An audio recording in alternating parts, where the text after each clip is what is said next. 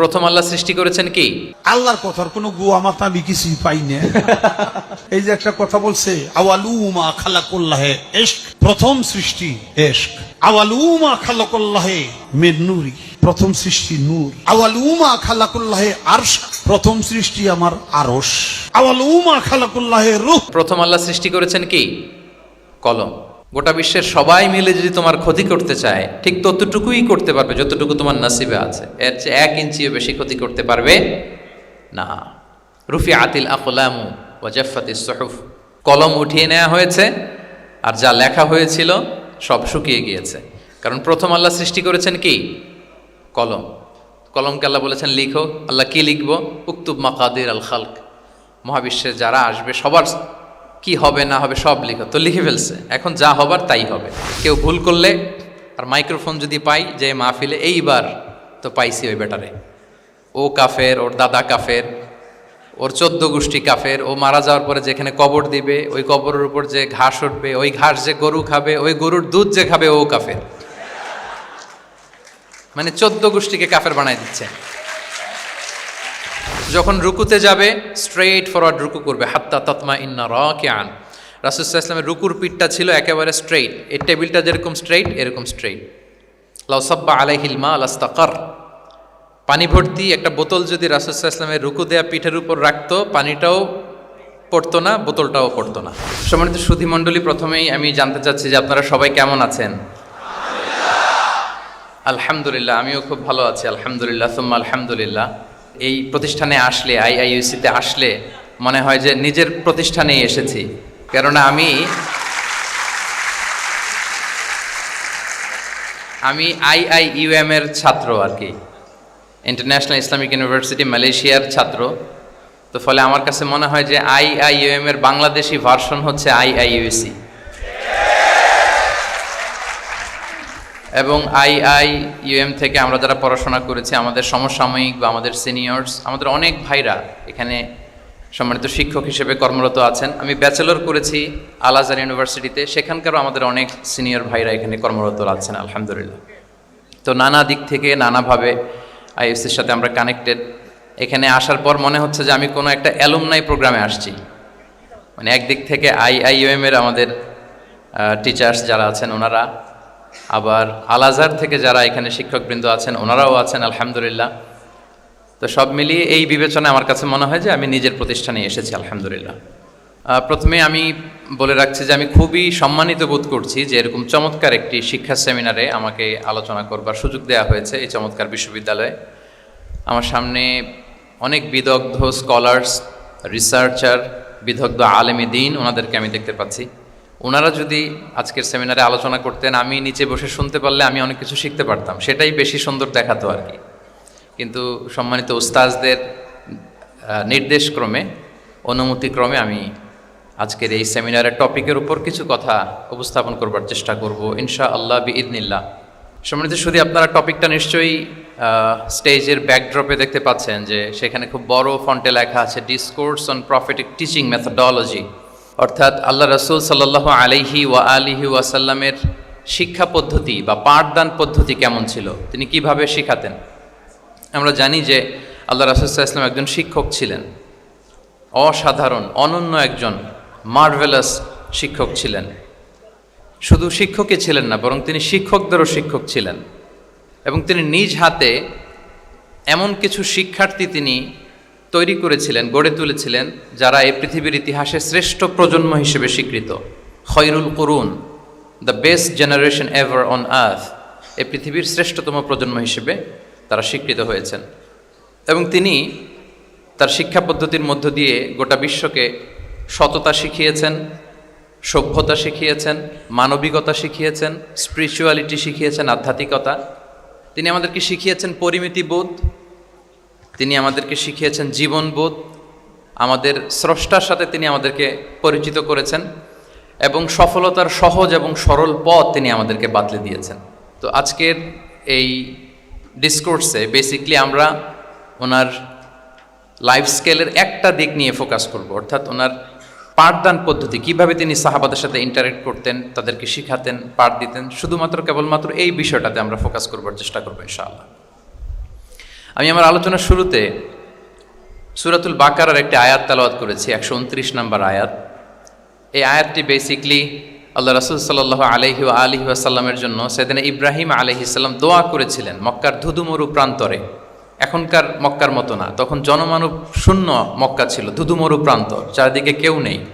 তো এরকম একটি ব্যারেন ল্যান্ডে সাইয়েদনা ইব্রাহিম আলাইহিস সালাম আল্লাহ তাআলার কাছে একটা দোয়া করেছিলেন। ওই দোয়াটাই আল্লাহ তাআলা সরাসরি কোট করেছেন সূরা বাকারায় 129 নম্বর আয়াতে। এবং সেখানে তিনি বলেছেন, রব্বানা ওয়াবআথ ফীহিম রাসূলাম মিনহুম ইয়াতলু আলাইহিম আয়াতিকা ওয়া ইউআল্লিমুহুমুল কিতাবা ওয়াল হিকমা ওয়া ইউযাক্কিহিম ইন্নাকা আনতাল আজিজুল হাকীম। মানে হে আমাদের রব, এই ভূখণ্ডের মধ্য থেকেই এই জনপদবাসীর জন্য আপনি একজন রাসূল প্রেরণ করুন, যিনি আপনার নিদর্শনসমূহ তাদের সামনে পাঠ করে শোনাবে, যিনি আপনার কিতাব তাদেরকে শিক্ষা দেবে, তাদেরকে পরিশুদ্ধ করবে, তাদেরকে প্রজ্ঞা শিখাবে, পরিশুদ্ধ করবে, এবং নিশ্চয় আপনি পরাক্রমশালী, নিশ্চয় আপনি প্রজ্ঞাময়। এই দোয়াটি ছিল সাইয়েদনা ইব্রাহিম আলাইহিস সালামের। এবং রাসূল সাল্লাল্লাহু আলাইহি ওয়াসাল্লাম আগমনের প্রায় 2500 বছর আগে ইব্রাহিম আলাইহিস সালাম এই দোয়াটি করেছিলেন। 2500 বছর আগে, যখন কেউ ছিল না মক্কায়। মক্কা ওয়াজ এ টোটালি ব্যারন ল্যান্ড, কোনো গাছপালা ছিল না, কিছু ছিল না। সেই দোয়া আল্লাহ তাআলা কবুল করেছিলেন। এবং এই দোয়ায় বেসিকলি তিনি আখিরি নবীর জন্য 4টা ফিচার কামনা করেছেন, যে আল্লাহ এই 4টা ফিচার দিয়ে আপনি নবী পাঠাবেন। এর মধ্যে একটা ছিল ওয়া ইউআল্লিমুহুমুল কিতাব, যে এমন নবী যেন হয় তিনি এই জনপদের লোকদেরকে কিতাব শিখাবে। কি শিখাবে? কিতাব। ওয়া ইউআল্লিমুহুমুল কিতাব, তার মানে রাসূল সাল্লাল্লাহু আলাইহি ওয়াসাল্লাম তিনি যে শিক্ষক হয়ে আসবেন, তিনি যে আল্লাহর কিতাব পৃথিবীবাসীকে শোনাবেন, তেলাওয়াত করে শোনাবেন, শেখাবেন, এই দোয়া রাসূল সাল্লাল্লাহু আলাইহি ওয়াসাল্লাম আগমনের 2500 বছর আগে সাইয়েদনা ইব্রাহিম আলাইহিস সালাম করেছিলেন। এবং রাসূল সাল্লাল্লাহু আলাইহি ওয়াসাল্লাম নিজেও বিভিন্ন হাদিসে ঘোষণা করেছেন যে আমি শিক্ষক হিসেবে প্রেরিত হয়েছি। ওয়া ইন্নামা বুইসতু মুআল্লিমান, আমি এই পৃথিবীতে শিক্ষক হিসেবে এসেছি। রাসূল সাল্লাল্লাহু আলাইহি ওয়াসাল্লাম দুইটা গ্রুপ দেখলেন মসজিদে, এক গ্রুপ তারা জিকির আজকার করে, আরেক গ্রুপ তারা রিসার্চ করে, গবেষণা করে। রাসূল সাল্লাল্লাহু আলাইহি ওয়াসাল্লাম বললেন দুই দলই ভালো কাজ করতেছে, কিন্তু রাসূল সাল্লাল্লাহু আলাইহি ওয়াসাল্লাম যারা গবেষণা করতেছে, পড়াশোনা করতেছে, ফিকহ নিয়ে আলোচনা করতেছে, তাদের সাথে যেয়ে বসে গেলেন। আর তিনি বললেন ওয়া ইন্নামা বুইসতু মুআল্লিমান, আমি এই গ্রুপকে প্রায়োরিটি দিয়েছি কারণ আমি নিজেই শিক্ষক হিসেবে প্রেরিত হয়েছি। তারা অজ্ঞদেরকে শিক্ষা দিচ্ছে, জাহেলদেরকে, যারা কিছু জানে না, জ্ঞানের ছোঁয়া যাদের মধ্যে লাগেনি, এই গ্রুপ তাদেরকে এনলাইটেন করছে, আলোকিত করছে। ফলে আমি তাদেরকে প্রায়োরিটি দিলাম, তাদের সাথে বসে গেলাম। ওয়া ইন্নামা বুইসতু মুআল্লিমান, কারণ আমি পৃথিবীতে শিক্ষক হিসেবে প্রেরিত হয়েছি। তাহলে ইব্রাহিম আলাইহিস সালামের দোয়ার ফসল তিনি, হি কেম এজ এ টিচার, কারণ ইব্রাহিম আলাইহিস সালাম দোয়া করেছিলেন আল্লাহ এমন নবী পাঠাবেন যিনি ইউআল্লিমুহুমুল কিতাব, এই জনপদের লোকদেরকে কিতাব শিখাবে। এবং রাসূল সাল্লাল্লাহু আলাইহি ওয়াসাল্লাম নিজেও বলেছেন আমি শিক্ষক হিসেবে প্রেরিত হয়েছি। এবং জ্ঞানার্জনকে রাসূল সাল্লাল্লাহু আলাইহি ওয়াসাল্লাম বাধ্যতামূলক করেছেন, ম্যান্ডেটরি ফর অল। এবং জ্ঞান যে সবাই অর্জন করবে এটা তিনি বলেছেন, এটা সবার জন্য অবধারিত, শিক্ষার জন্য, এটা মানুষের মৌলিক অধিকার। তিনি বলেছেন তলাবুল ইলমি ফারিদাতুন আলা কুল্লি মুসলিম, পৃথিবীর প্রতিটি মুসলমানের জন্য জ্ঞান অর্জন এটা ফারিদা, আবশ্যক, ম্যান্ডেটরি, এটা অপশনাল না, এটা কম্পালসারি। এবং নারী পুরুষ নির্বিশেষে সবার জন্য, এমন না যে শুধু পুরুষদের জন্য। রাসূল সাল্লাল্লাহু আলাইহি ওয়াসাল্লাম বলেছেন আলা কুল্লি মুসলিম, প্রতিটি মুসলিমের জন্য জ্ঞানার্জন এটা আবশ্যক। আলহামদুলিল্লাহ আমাদের অনেক বোনেরাও আজকের হল রুমে এসছে। এবং রাসূল সাল্লাল্লাহু আলাইহি ওয়াসাল্লাম একটা স্পেশাল ডে নির্ধারণ করেছিলেন, special day for teaching women, মদিনার নারীদেরকে পাঠদানের জন্য, শেখানোর জন্য তিনি একটা স্পেশাল ডে নির্ধারণ করেছিলেন। এবং নারীদের আগ্রহের কারণেই তিনি সেটা করেছিলেন। তারা একবার এসে রাসূল সাল্লাল্লাহু আলাইহি ওয়াসাল্লামকে বললেন যে গলাবানা আলাইকা রিজাল ফাজআল লানা ইয়াওমান মিন নাফসিক, হে নবী আমাদের মনে হচ্ছে পুরুষরা বেশি প্রায়োরিটি পেয়ে যায়, আপনি আমাদের জন্য স্পেশাল একটা ডে নির্ধারণ করেন, একটা দিন, যেদিন এসে আমরা আপনার কাছ থেকে অনেক কিছু শিখবো, জানবো। ফাওয়াআদাহুন্না ইয়াওমান লাকিয়াহুন্না ফীহি ফাওয়াআদাহুন, রাসূল সাল্লাল্লাহু আলাইহি ওয়াসাল্লাম তাদের এই আবেদনের প্রেক্ষিতে মদিনার নারীদের জন্য একটা special day for teaching women, মদিনার যে কমিউনিটিতে নারীরা ছিল তাদের জন্য রাসূল সাল্লাল্লাহু আলাইহি ওয়াসাল্লাম স্পেশাল একটা ডে নির্ধারণ করেছিলেন। এবং সেদিন পুরুষ সাহাবীদেরকে গুরুত্ব না দিয়ে তিনি শুধু নারীদের, বোনদের কোশ্চেন নিতেন, তাদেরকে তিনি পাঠদান করতেন, শিক্ষাদান করতেন। এবং জ্ঞানার্জনকে, জ্ঞানের আলোকে ছড়িয়ে দেয়াটা, এটা ছিল রাসূল সাল্লাল্লাহু আলাইহি ওয়াসাল্লামের মূলত মিশন। জ্ঞানের আলোকে তিনি বিশ্বময় ছড়িয়ে দিতে বলেছেন। নলেজ হ্যাজ নো বাউন্ডারিজ, এটার কোনো বাউন্ডারি থাকবে না, গোটা বিশ্বে যেন আমরা জ্ঞানকে ছড়িয়ে দেই, এটার ব্যাপারে তিনি আমাদেরকে উদ্বুদ্ধ করেছেন। তিনি বলেছেন, বাল্লিগু আন্নি ওয়ালাউ আয়া, আমার পক্ষ থেকে একটি কথা, একটি বাণী, একটি আয়াত হলেও তোমরা পৌঁছে দাও। তাহলে তিনি আমাদেরকে জ্ঞানের এই আলো বিশ্বময় ছড়িয়ে দিতে উদ্বুদ্ধ করেছেন। এবং জ্ঞান লুকানোকে তিনি মহাপাপ বলেছেন।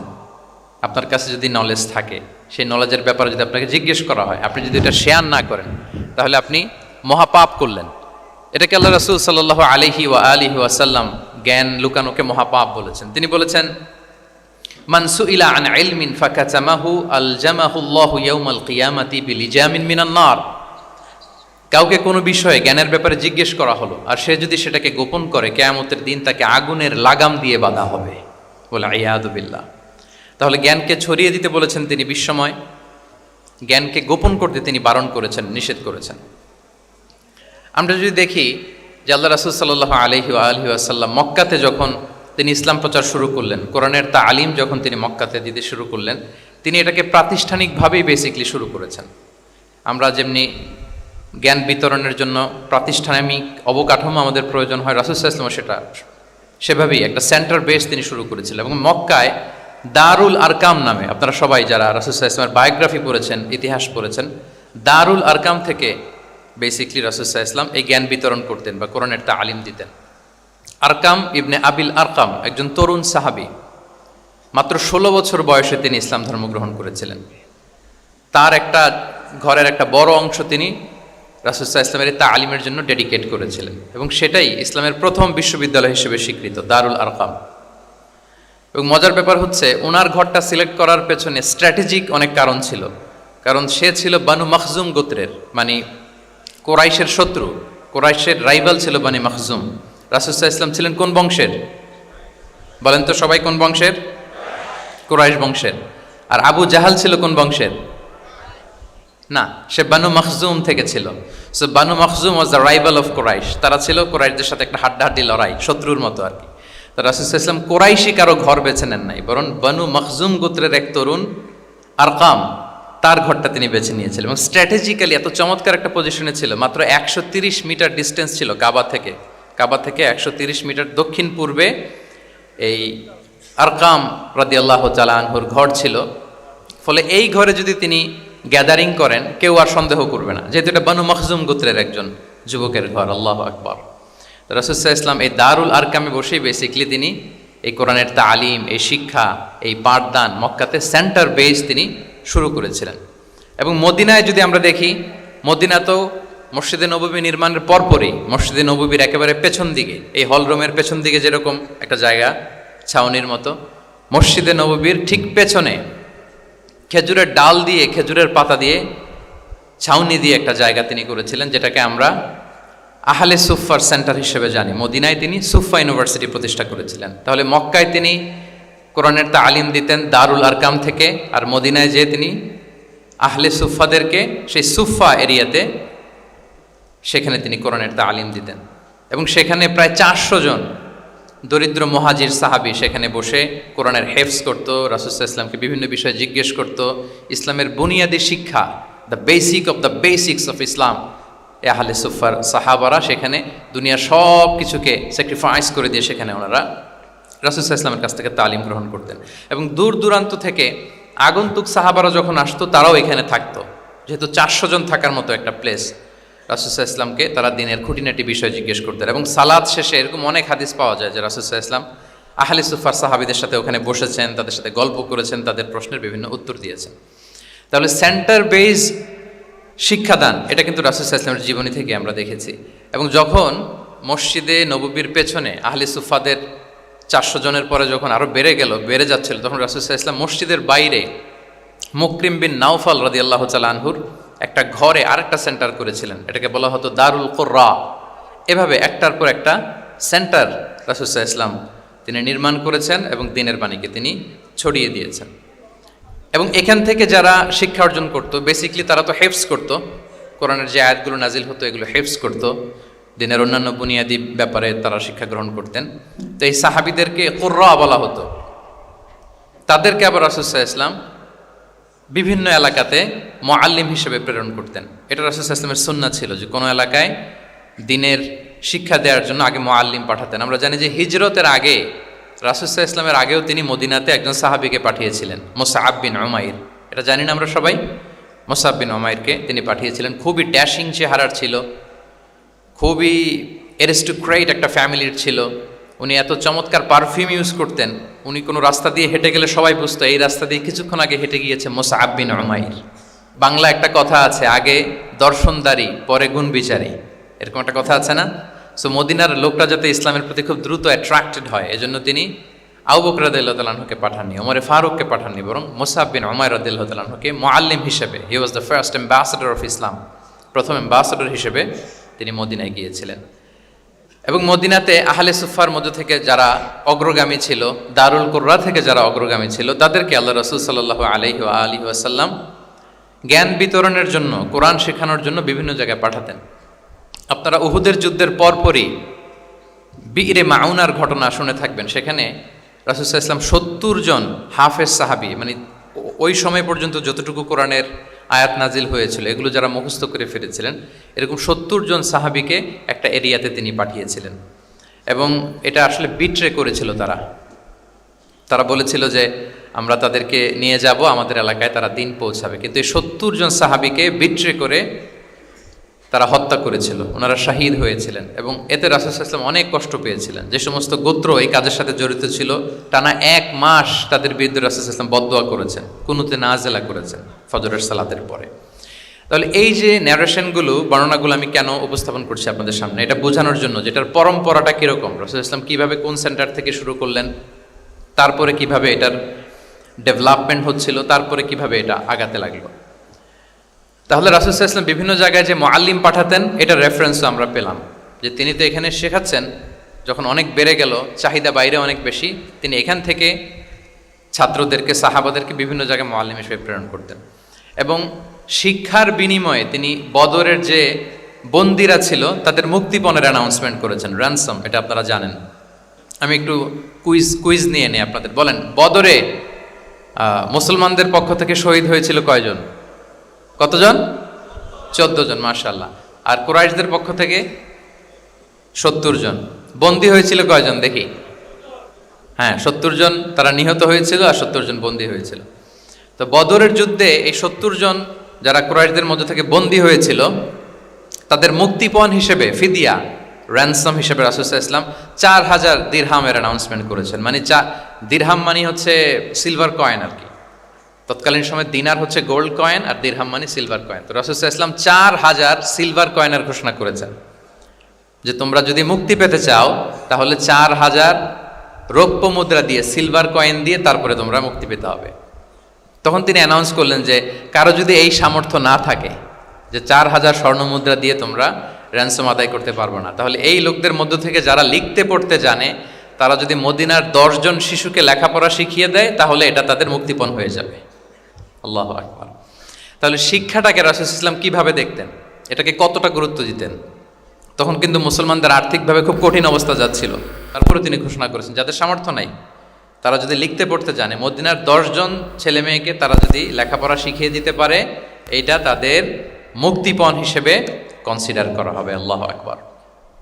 তাহলে সম্মানিত সুধী, আমরা সেই ইব্রাহিম আলাইহিস সালাতু ওয়াস সালামের দোয়া থেকে শুরু করে বদরের যুদ্ধ পর্যন্ত চলে আসলাম। এখন আমি মূল আলোচনায় চলে যাই যে রাসূল সাল্লাল্লাহু আলাইহি ওয়াসাল্লাম সাহাবাদেরকে যে তিনি শেখাতেন, ওনার পাঠদান পদ্ধতি কেমন ছিল।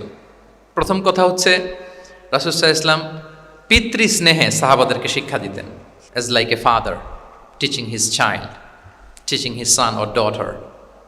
পরম মমতায় বাবা যেমনি তার সন্তানকে পরম যত্নে, পরম আদরে, পরম মমতায় শেখায়, ভুল ধরিয়ে দেয়, সংশোধন করে দেয়, আল্লাহ রাসূল সাল্লাল্লাহু আলাইহি ওয়া আলিহি ওয়াসাল্লাম সন্তানকে যেমনি বাবা পরম মমতায় আদর করে শেখায় ঠিক সেভাবে শেখাতেন। এবং তিনি বলেছেন যে ইন্নামা আনা লাকুম বিমানজিলাতিল ওয়ালিদি উআল্লিমুকুম, নিশ্চয় আমি তোমাদের বাবার মতো, বাবা যেমনি ছেলে মেয়েদেরকে শেখায়। এবং এই হাদিসে এসছে যে রাসূল সাল্লাল্লাহু আলাইহি ওয়াসাল্লাম তাদেরকে শিখিয়েছেন সাহাবাদেরকে যে ওয়াশরুমে গেলে কিভাবে ক্লিন হইতে হবে, টু দ্য ডাইরেকশন অফ কেবলা বসা যাবে না, কেবলাকে পেছনে রেখে বসা যাবে না, এমনকি ঢিলাগুলো ইউজ করতে হলে ডান হাতে ইউজ করা যাবে না, বাঁ হাতে। তারপর এটা বেজোর হইতে হবে, এরকম ধরে ধরে উম্মাকে শিখিয়েছেন। নারীদের মেনস্ট্রুয়েশনাল পিরিয়ডের ব্যাপারে বিধানগুলো শিখিয়েছেন। স্বামী স্ত্রীর অন্তরঙ্গ মুহূর্তের ব্যাপারে মাসআলা কি, ব্যাপারগুলো কি, লিগ্যাল অপিনিয়ন কি, ধরে ধরে বাবা মা যেমনি ছেলে মেয়েদেরকে ধরে ধরে শিখিয়ে দেয় যে এইভাবে this is good and this is bad, dos and don'ts যেমনি মা বাবা শেখায়, আল্লাহ রাসূল সাল্লাল্লাহু আলাইহি ওয়াসাল্লাম বলেন ইন্নামা আনা লাকুম বিমানজিলাতিল ওয়ালিদি ওয়া আল্লিমুকুম, আমি তোমাদের বাবার মতো, বাবা যেমনি শেখায় পরম মমতায়, এভাবে আমি তোমাদেরকে শিক্ষা দিই। এবং রাসূল সাল্লাল্লাহু আলাইহি ওয়াসাল্লাম খুব সহজ করে উপস্থাপন করতেন, কোনো কিছুকে জটিল করতেন না। এটা কিন্তু একজন আদর্শ শিক্ষকের বৈশিষ্ট্য। মানে as easier as you can, যত সহজ করে আপনি আপনার প্রেজেন্টেশনটা করতে পারবেন তত বেশি আপনার শিক্ষার্থীরা আপনার কাছ থেকে ওই মেসেজ, ওই শিক্ষা, সেটা ওই বার্তাটা তারা গ্রহণ করতে পারবে। এবং সহিহ মুসলিমের হাদিস, আল্লাহ রাসূল সাল্লাল্লাহু আলাইহি ওয়াসাল্লাম তিনি বলেন ইন্নাল্লাহা লাম ইয়াবআসনি মুআন্নিতান ওয়ালা মুতাআন্নিতান ওয়ালাকিন বাআসানি মুআল্লিমান মুয়াসসিরান। আল্লাহু আকবার। আল্লাহ তাআলা আমাকে কঠোরতা আরোপকারী, জটিলকারী করে প্রেরণ করেননি, বরং সহজভাবে, সহজ পন্থায় শিক্ষাদানকারী শিক্ষক হিসেবে প্রেরণ করেছেন। লিটারেলি তিনি মুয়াসসিরান শব্দটা ব্যবহার করেছেন। যেহেতু এখানে ইসলামিক স্টাডিজ, কোরআন, হাদিস যে ডিপার্টমেন্টের শিক্ষার্থী বন্ধুরা আপনারা যারা আছেন, আপনারা শব্দের অর্থটা লিটারেলি বুঝতে পারতেছেন যে তিনি বলেছেন মুআল্লিমান মুয়াসসিরান, আমি সহজপন্থী শিক্ষক হিসেবে প্রেরিত হয়েছি। কোনো জিনিসকে কঠোরতা আরোপ করার জন্য, কঠিন করে প্রেজেন্ট করার জন্য আল্লাহ আমাকে পাঠাননি। রাসূল সাল্লাল্লাহু আলাইহি ওয়াসাল্লাম used to make things easy and easy, খুব সহজ করে উপস্থাপন করতেন। এবং রাসূল সাল্লাল্লাহু আলাইহি ওয়াসাল্লামের শিক্ষাদান পদ্ধতি ছিল অপটিমিস্টিক, আশাব্যঞ্জক, আশাবাদী। অর্থাৎ তিনি যখন কিছু বলতেন, শেখাতেন, মানুষ আশাবাদী হয়ে উঠত, কনফিডেন্ট পেত, ভয় পেত না। আমরা অনেক সময় মানুষকে খুব ভয় দেখাই। রাসূল সাল্লাল্লাহু আলাইহি ওয়াসাল্লাম কাউকে যখন কোনো দায়িত্ব দিয়ে কোথাও প্রেরণ করতেন, ওনার বিখ্যাত হাদিস তিনি বলতেন ইয়াসসিরু ওয়ালা তুআসসিরু বাশশিরু ওয়ালা তুনাফিরু, সহজ করো, কঠিন করো না, সুসংবাদ দাও, দিন থেকে মানুষকে ভাগিয়ে দিও না। মানে আমাদের প্রেজেন্টেশন যেন এমন না হয় যে আমাদের কথা শুনে মানুষ ভাগে, কাছে কাছে আসে না, বরং এমনভাবে প্রেজেন্টেশন করো যাতে মানুষ কাছে আসে, কমফোর্ট ফিল করে, ওইটাকে রিসিভ করে এবং জীবনের সাথে সে অ্যাডজাস্ট করতে পারে। এবং তিনি যখন বুঝাতেন, সাহাবাদেরকে যখন কোনো জিনিস বুঝাতেন, খুব ধীরস্থিরভাবে কথা বলতেন। কখনো কথা বলার ক্ষেত্রে রাশিং করতেন না, তাড়াহুড়ো করতেন না, নেভার এভার। এবং অনেক সাহাবারা খুব দ্রুত হাদিস বর্ণনা করলে আম্মা জান আয়েশা রাদিয়াল্লাহু তাআলা এটা অপছন্দ করতেন। বিশেষ করে আবু হুরায়রা রাদিয়াল্লাহু তাআলার ব্যাপারে তিনি অবজেকশন দিয়েছিলেন যে তুমি যেভাবে বলো, নবী সাল্লাল্লাহু আলাইহি ওয়াসাল্লাম কিন্তু এত দ্রুত বলতেন না, তুমি যেমনি গড়গড় করে বর্ণনা করো, আল্লাহ রাসূল সাল্লাল্লাহু আলাইহি ওয়াসাল্লাম এত দ্রুত বর্ণনা করতেন না। লাম ইয়াকুন ইয়াসরুদুল হাদিসা কাসারদিকুম কানা ইউহাদ্দিসু হাদিসান লাউ আদ্দাহুল আদ্দুল আহসাহু। এমনভাবে প্রিয় নবী কথা বলতেন যে কেউ যদি চাইতো, তিনি এই কথার মধ্যে কয়টা বাক্য বলেছেন, কয়টা শব্দ বলেছেন, চাইলে হাতে গুনে ফেলতে পারত। এত প্রেসাইজ অ্যান্ড ক্লিয়ার ছিল। তিনি কয়টা বাক্য বললেন এই বক্তব্যে, কয়টা শব্দ বললেন, এটাও গুনে ফেলা যেত। আল্লাহু আকবার। কানা ইয়াতাকাল্লামু বিকালামিন বাইনাহু ফাসলুন ইয়াহফাযুহু মান জালাসা ইলাইহি। এবং কথা বলতে বলতে মাঝখানে পজ দিতেন, মানে একটু থামতেন, ফলে যারা শুনতো তারা একেবারে মুখস্থই করে ফেলতে পারত। আল্লাহু আকবার। এটা কিন্তু একজন আদর্শ শিক্ষকের বৈশিষ্ট্য যে যখন আমরা ক্লাস নিব, যখন আমরা বুঝাবো, খুব ধীরস্থিরভাবে আমি কথা বলবো, মাঝে মাঝে পজ দিব। রাসূল সাল্লাল্লাহু আলাইহি ওয়াসাল্লাম পজ দিতেন, থামতেন, যাতে ছাত্ররা নিতে পারে। সব শিক্ষার্থীদের এক ধরনের ক্যাপাসিটি না, ক্যাপাসিটি ইস্যু নিয়ে আমি সামনে কথা বলতেছি ইনশাআল্লাহ। তো তাহলে এইভাবে তিনি বেসিকলি তালিম দিতেন বা প্রেজেন্ট করতেন। আচ্ছা, শিক্ষা দেওয়ার ক্ষেত্রে দুইটা ধরন ছিল রাসূল সাল্লাল্লাহু আলাইহি ওয়াসাল্লামের। কখনো হয়তো ওয়ান অন ওয়ান মিটিং, একজন সাহাবীকে টার্গেট করে তাকে কিছু শেখাচ্ছেন, জানাচ্ছেন বা বলছেন। আবার কখনো একজন না, একাধিক সাহাবী বা অনেক সাহাবীদেরকে, অনেক মানুষকে তিনি অ্যাড্রেস করছেন। তাহলে এই দুইভাবে তিনি অ্যাড্রেস করতেন। এক নাম্বার হচ্ছে প্রাইভেট লার্নিং সেশন, আর একটা হচ্ছে পাবলিক লার্নিং সেশন। দুইটাই রাসূল সাল্লাল্লাহু আলাইহি ওয়াসাল্লামের সিরা যদি আপনি স্ক্যানিং করেন আপনি পাবেন। প্রাইভেটলি এরকম অনেক হাদিস পাওয়া যায় যে হাদিসগুলোতে দেখা যায় যে রাসূল সাল্লাল্লাহু আলাইহি ওয়াসাল্লাম ওয়ান অন ওয়ান মিটিং করেছেন, শুধু একজনকে কিছু শেখাচ্ছেন। এটা স্পেশালি হতো যখন তিনি কারোর সাথে রাইড শেয়ার করতেন। রাইট অর্থাৎ তিনি উটে ছিলেন, উটের পেছনে আরেকজন সাহাবী বসা, তিনি গাধার উপরে বসা, পেছনে আরেক সাহাবী বসা, তিনি খচ্চরের উপর বসা, আরেক সাহাবী বসা। যখন তিনি রাইড শেয়ার করতেন, এরকম ভুরি ভুরি হাদিস আপনারা পাবেন যে মুআয ইবনে জাবাল বলতেছে যে কুনতু রদিফা রাসূলিল্লাহ, কুনতু খালফা রাসূলিল্লাহ, আমরা একবার আল্লাহ রাসূল সাল্লাল্লাহু আলাইহি ওয়াসাল্লামের সাথে আমি একবার ওটের পেছনে বসা ছিলাম। আব্দুল ইবনে আব্বাস বলতেছেন আমি ওটের পেছনে বসা ছিলাম। ফদল ইবনে আব্বাস বলতেছেন আমি একবার একটা খচ্চরের পেছনে বসা ছিলাম। when he was sharing his riding যখন শেয়ার করতেন ওই মুহূর্তগুলোতে এমন চমৎকার চমৎকার কিছু বার্তা রাসূল সাল্লাল্লাহু আলাইহি ওয়াসাল্লাম ওই সাহাবীদেরকে দিয়েছেন যেগুলো আমরা হাদিস গ্রন্থগুলোতে পড়ে অবাক হয়ে যাই। তাহলে এক নাম্বার হচ্ছে private learning session, one on one meeting, যেটা one to one conversation, very interactive, এটা অন্য কেউ নাই, একজন সাহাবীকে কিছু বলছেন, একজনের সাথে বসা। আচ্ছা, এরকম একটা ছোট্ট হাদিস যদি শেয়ার করি, আব্দুল্লাহ ইবনে আব্বাস রাদিয়াল্লাহু তাআলা আনহু উনি বলেন কুনতু খালফা রাসূলিল্লাহি সাল্লাল্লাহু আলাইহি ওয়াসাল্লাম ইয়াওমান, একদিন আমি, এই যে দেখেন বর্ণনা ভঙ্গি কেমন, একদিন আমি রাসূল সাল্লাল্লাহু আলাইহি ওয়াসাল্লামের পেছনে বসা, মানে কোন একটা ওটের উপর বা গাধার উপরে বসা। ফাকালা, তিনি বললেন ইয়া গোলাম, হে কিশোর। রাসূল সাল্লাল্লাহু আলাইহি ওয়াসাল্লামের শব্দ চয়নগুলো অসাধারণ।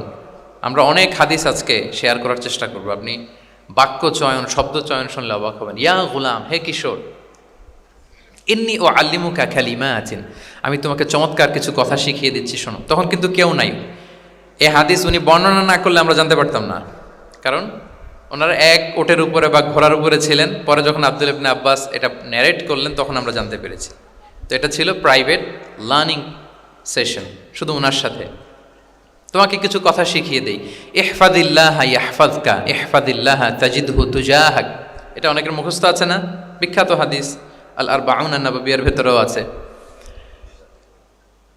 তুমি আল্লাহর বিধানগুলোকে সংরক্ষণ করো, রক্ষণাবেক্ষণ করো, টেক কেয়ার করো, আল্লাহ তোমার টেক কেয়ার করবেন। তুমি আল্লাহর বিধান টেক কেয়ার করো, আল্লাহ তোমার পাশে থাকবেন।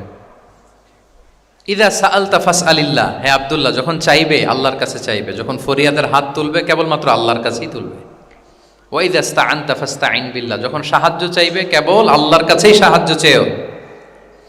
ওয়া'লাম আন্নাল উম্মাতা লাউ ইজতামাআত আলা আন ইয়ানফাউকা বিশাইইন লাম ইয়ানফাউকা ইল্লা বিশাইইন ক্বাদ কাতাবাহুল্লাহু লাক, গোটা বিশ্বের সবাই মিলে যদি তোমার কোনো উপকার করতে চায় তাহলে ততটুকুই করতে পারবে যতটুকু আল্লাহ তোমার ভাগ্যে রেখেছে। আল্লাহ যতটুকু উপকার তোমার ভাগ্যে রেখেছে অতটুকুই হবে। ওয়া ইন ইজতামাউ আলা আন ইয়াদুররুকা বিশাইইন লাম ইয়াদুররুকা ইল্লা বিশাইইন ক্বাদ কাতাবাহুল্লাহু আলাইক, গোটা বিশ্বের সবাই মিলে যদি তোমার ক্ষতি করতে চায় ঠিক ততটুকুই করতে পারবে যতটুকু তোমার নসিবে আছে, এর চেয়ে 1 ইঞ্চিও বেশি ক্ষতি করতে পারবে না। রুফিআতিল আকলামু ওয়া জাফফাতিস সুহুফ, কলম উঠিয়ে নেওয়া হয়েছে আর যা লেখা হয়েছিল সব শুকিয়ে গিয়েছে। কারণ প্রথম আল্লাহ সৃষ্টি করেছেন কি? কলম। কলমকে আল্লাহ বলেছেন লিখো। আল্লাহ কি লিখবো? উকতুব মাকাদির আল খালক, মহাবিশ্বে যারা আসবে সবার কি হবে না হবে সব লিখো। তো লিখে ফেলছে, এখন যা হবার তাই হবে। তাহলে দেখেন আকীদা সংক্রান্ত, ইসলামের বুনিয়াদী বিশ্বাস সংক্রান্ত চমৎকার কিছু লার্নিং, কিছু লেসন আল্লাহ রাসূল সাল্লাল্লাহু আলাইহি ওয়াসাল্লাম আব্দুল্লাহ ইবনে আব্বাসকে দিয়েছেন, এবং এটা ছিল one on one meeting, private learning session. আর কেউ ছিল না তখন। আব্দুল্লাহ ইবনে আব্বাস এটা শুনেছেন এবং আমাদের কাছে বর্ণনা করেছেন। আচ্ছা, এটা গেল একটা। আরেকটা কি বলেছিলাম? একটা তো প্রাইভেট লার্নিং সেশন, আরেকটা পাবলিক। বলেন আমার সাথে, মেক এ নয়েজ। আরেকটা কি? Public learning session. ওইটা একা একা না, হয়তো অনেক সাহাবী একসাথে আছে, তাদেরকে কিছু বলছেন বা শেখাচ্ছেন, অথবা হিউজ কংগ্রেগেশন, অনেক বড় গ্যাদারিং। লেটস সে মসজিদে নববীতে তিনি যে খুতবাগুলো দিয়েছেন, প্রায় 10 বছর তো তিনি খতিব ছিলেন, এই যতগুলো খুতবা দিয়েছেন এটা অফকোর্স কি পাবলিক লার্নিং সেশন। বিভিন্ন প্রেক্ষাপটে জনপরিসরে দেয়া রাসূল সাল্লাল্লাহু আলাইহি ওয়াসাল্লামের যে শিক্ষামূলক বক্তব্যগুলো, এগুলো পাবলিক লার্নিং সেশন। বিদায় হজের ভাষণ বিশাল এক কংগ্রেগেশনের সামনে তিনি অ্যাড্রেস করেছিলেন, ওইটা কি ছিল? Public learning session. তাহলে সেখানের পদ্ধতিটা বেসিকলি 2 ধরনের। একটা ছিল, বলেন আমার সাথে, একটা ছিল প্রাইভেট লার্নিং সেশন আর একটা পাবলিক লার্নিং সেশন। আচ্ছা, এই তো, লেটস মুভ অন। এবার আমরা চলে যাব যে তিনি যেসব শিখন পদ্ধতি অবলম্বন করতেন, শেখানোর ক্ষেত্রে কি কি মিনস, কি কি ওয়ে তিনি অবলম্বন করতেন, সেগুলো আমরা শেয়ার করি। অনেকগুলো মিনস তিনি ইউজ করতেন, অনেকভাবে তিনি পাঠদান করতেন, সাহাবাদেরকে শিক্ষা দিতেন। এর মধ্যে অন্যতম একটা মাধ্যম হচ্ছে তিনি সাহাবাদেরকে কোশ্চেন করতেন। কোশ্চেন করে সঠিক উত্তর পেলে তিনি উৎসাহ দিতেন খুব। মনে রাখতে হবে রাসূল সাল্লাল্লাহু আলাইহি ওয়াসাল্লামের শিক্ষাটা বেসিকলি ছিল Q&A বেসড। সামনে আমরা ইন ডেপথ যখন আরো ঢুকবো, basically oral based, oral session ছিল, মুখে মুখে। কারণ আমাদের মতো তো এত কাগজ কলম ছিল না। এখন যেমনি আপনাদেরকে হোমওয়ার্ক দেয়, অ্যাসাইনমেন্ট দেয়, এগুলো ছিল নাকি তখন? রাসূল সাল্লাল্লাহু আলাইহি ওয়াসাল্লামের সময় অ্যাসাইনমেন্ট দেওয়ার রীতি ছিল বলেন? আপনাদের অ্যাসাইনমেন্ট দেয় স্যাররা? হ্যাঁ, সবাইকে দেয়? ভাল লাগে অ্যাসাইনমেন্ট করতে? ভাল লাগে না? আচ্ছা, ভাল লাগে কার কার দেখি হাত তোলেন। সর্বনাশ, মাত্র ৩-৪ জন হাত তুলে বলতেছে যে ভাল লাগে এদের। যে ভাল লাগে না কার কার দেখি। ইয়া আল্লাহ, আল্লাহ তাআলা হেদায়েত দান করুক আমাদেরকে। আচ্ছা, এবার 2 বারের 1 বারও যারা হাত তোলেন নাই তারা হাত তোলেন। একদল আছে খুব চালাক, ভাবে যে কোন দলে কখন হাত তুলে আবার কোন বিপদে পড়ি। তো এই যে এখন স্যাররা হোমওয়ার্ক দেন, কাজ দেন, অ্যাসাইনমেন্ট দেন, এটা তো ওই সময় ছিল না। ফলে এটা রাসূল সাল্লাল্লাহু আলাইহি ওয়াসাল্লামের পাঠদান পদ্ধতিটা বেসিকলি ছিল Q&A বেসড, প্রশ্নোত্তর পর্ব। সাহাবারা জিজ্ঞেস করতেন, না জানলে রাসূল সাল্লাল্লাহু আলাইহি ওয়াসাল্লাম আবার জিজ্ঞেস করতেন, দেখি ওরা জানে কিনা। এরকম অনেকভাবে তিনি শেখাতেন, আমরা সামনের দিকে আরো দেখব। তো রাসূল সাল্লাল্লাহু আলাইহি ওয়াসাল্লাম সাহাবাদেরকে প্রশ্ন ছুড়তেন, তিনি ট্রাই করতেন, দেখতেন যে দেখি ওরা পারে কিনা, ব্যাপারটা জানে কিনা। যদি কেউ সঠিক আনসার দিতে পারতো, রাসূল সাল্লাল্লাহু আলাইহি ওয়াসাল্লাম খুব উৎসাহ দিতেন, তাদেরকে প্রশংসা করতেন এবং উৎসাহ দিতেন। স্যাররা যখন আমাদের ক্লাসে প্রশংসা করে, ভাল লাগে না আমাদের? আমার প্রেজেন্টেশন খুব প্রশংসা করলো, আমার অ্যাসাইনমেন্টের খুব প্রশংসা করলো, আমাকে ইন্সপায়ার করলো, আমি আরো মোটিভেটেড হব না? হয়তো আমরা নাকি হই। তো রাসূল সাল্লাল্লাহু আলাইহি ওয়াসাল্লাম এটাই করতেন।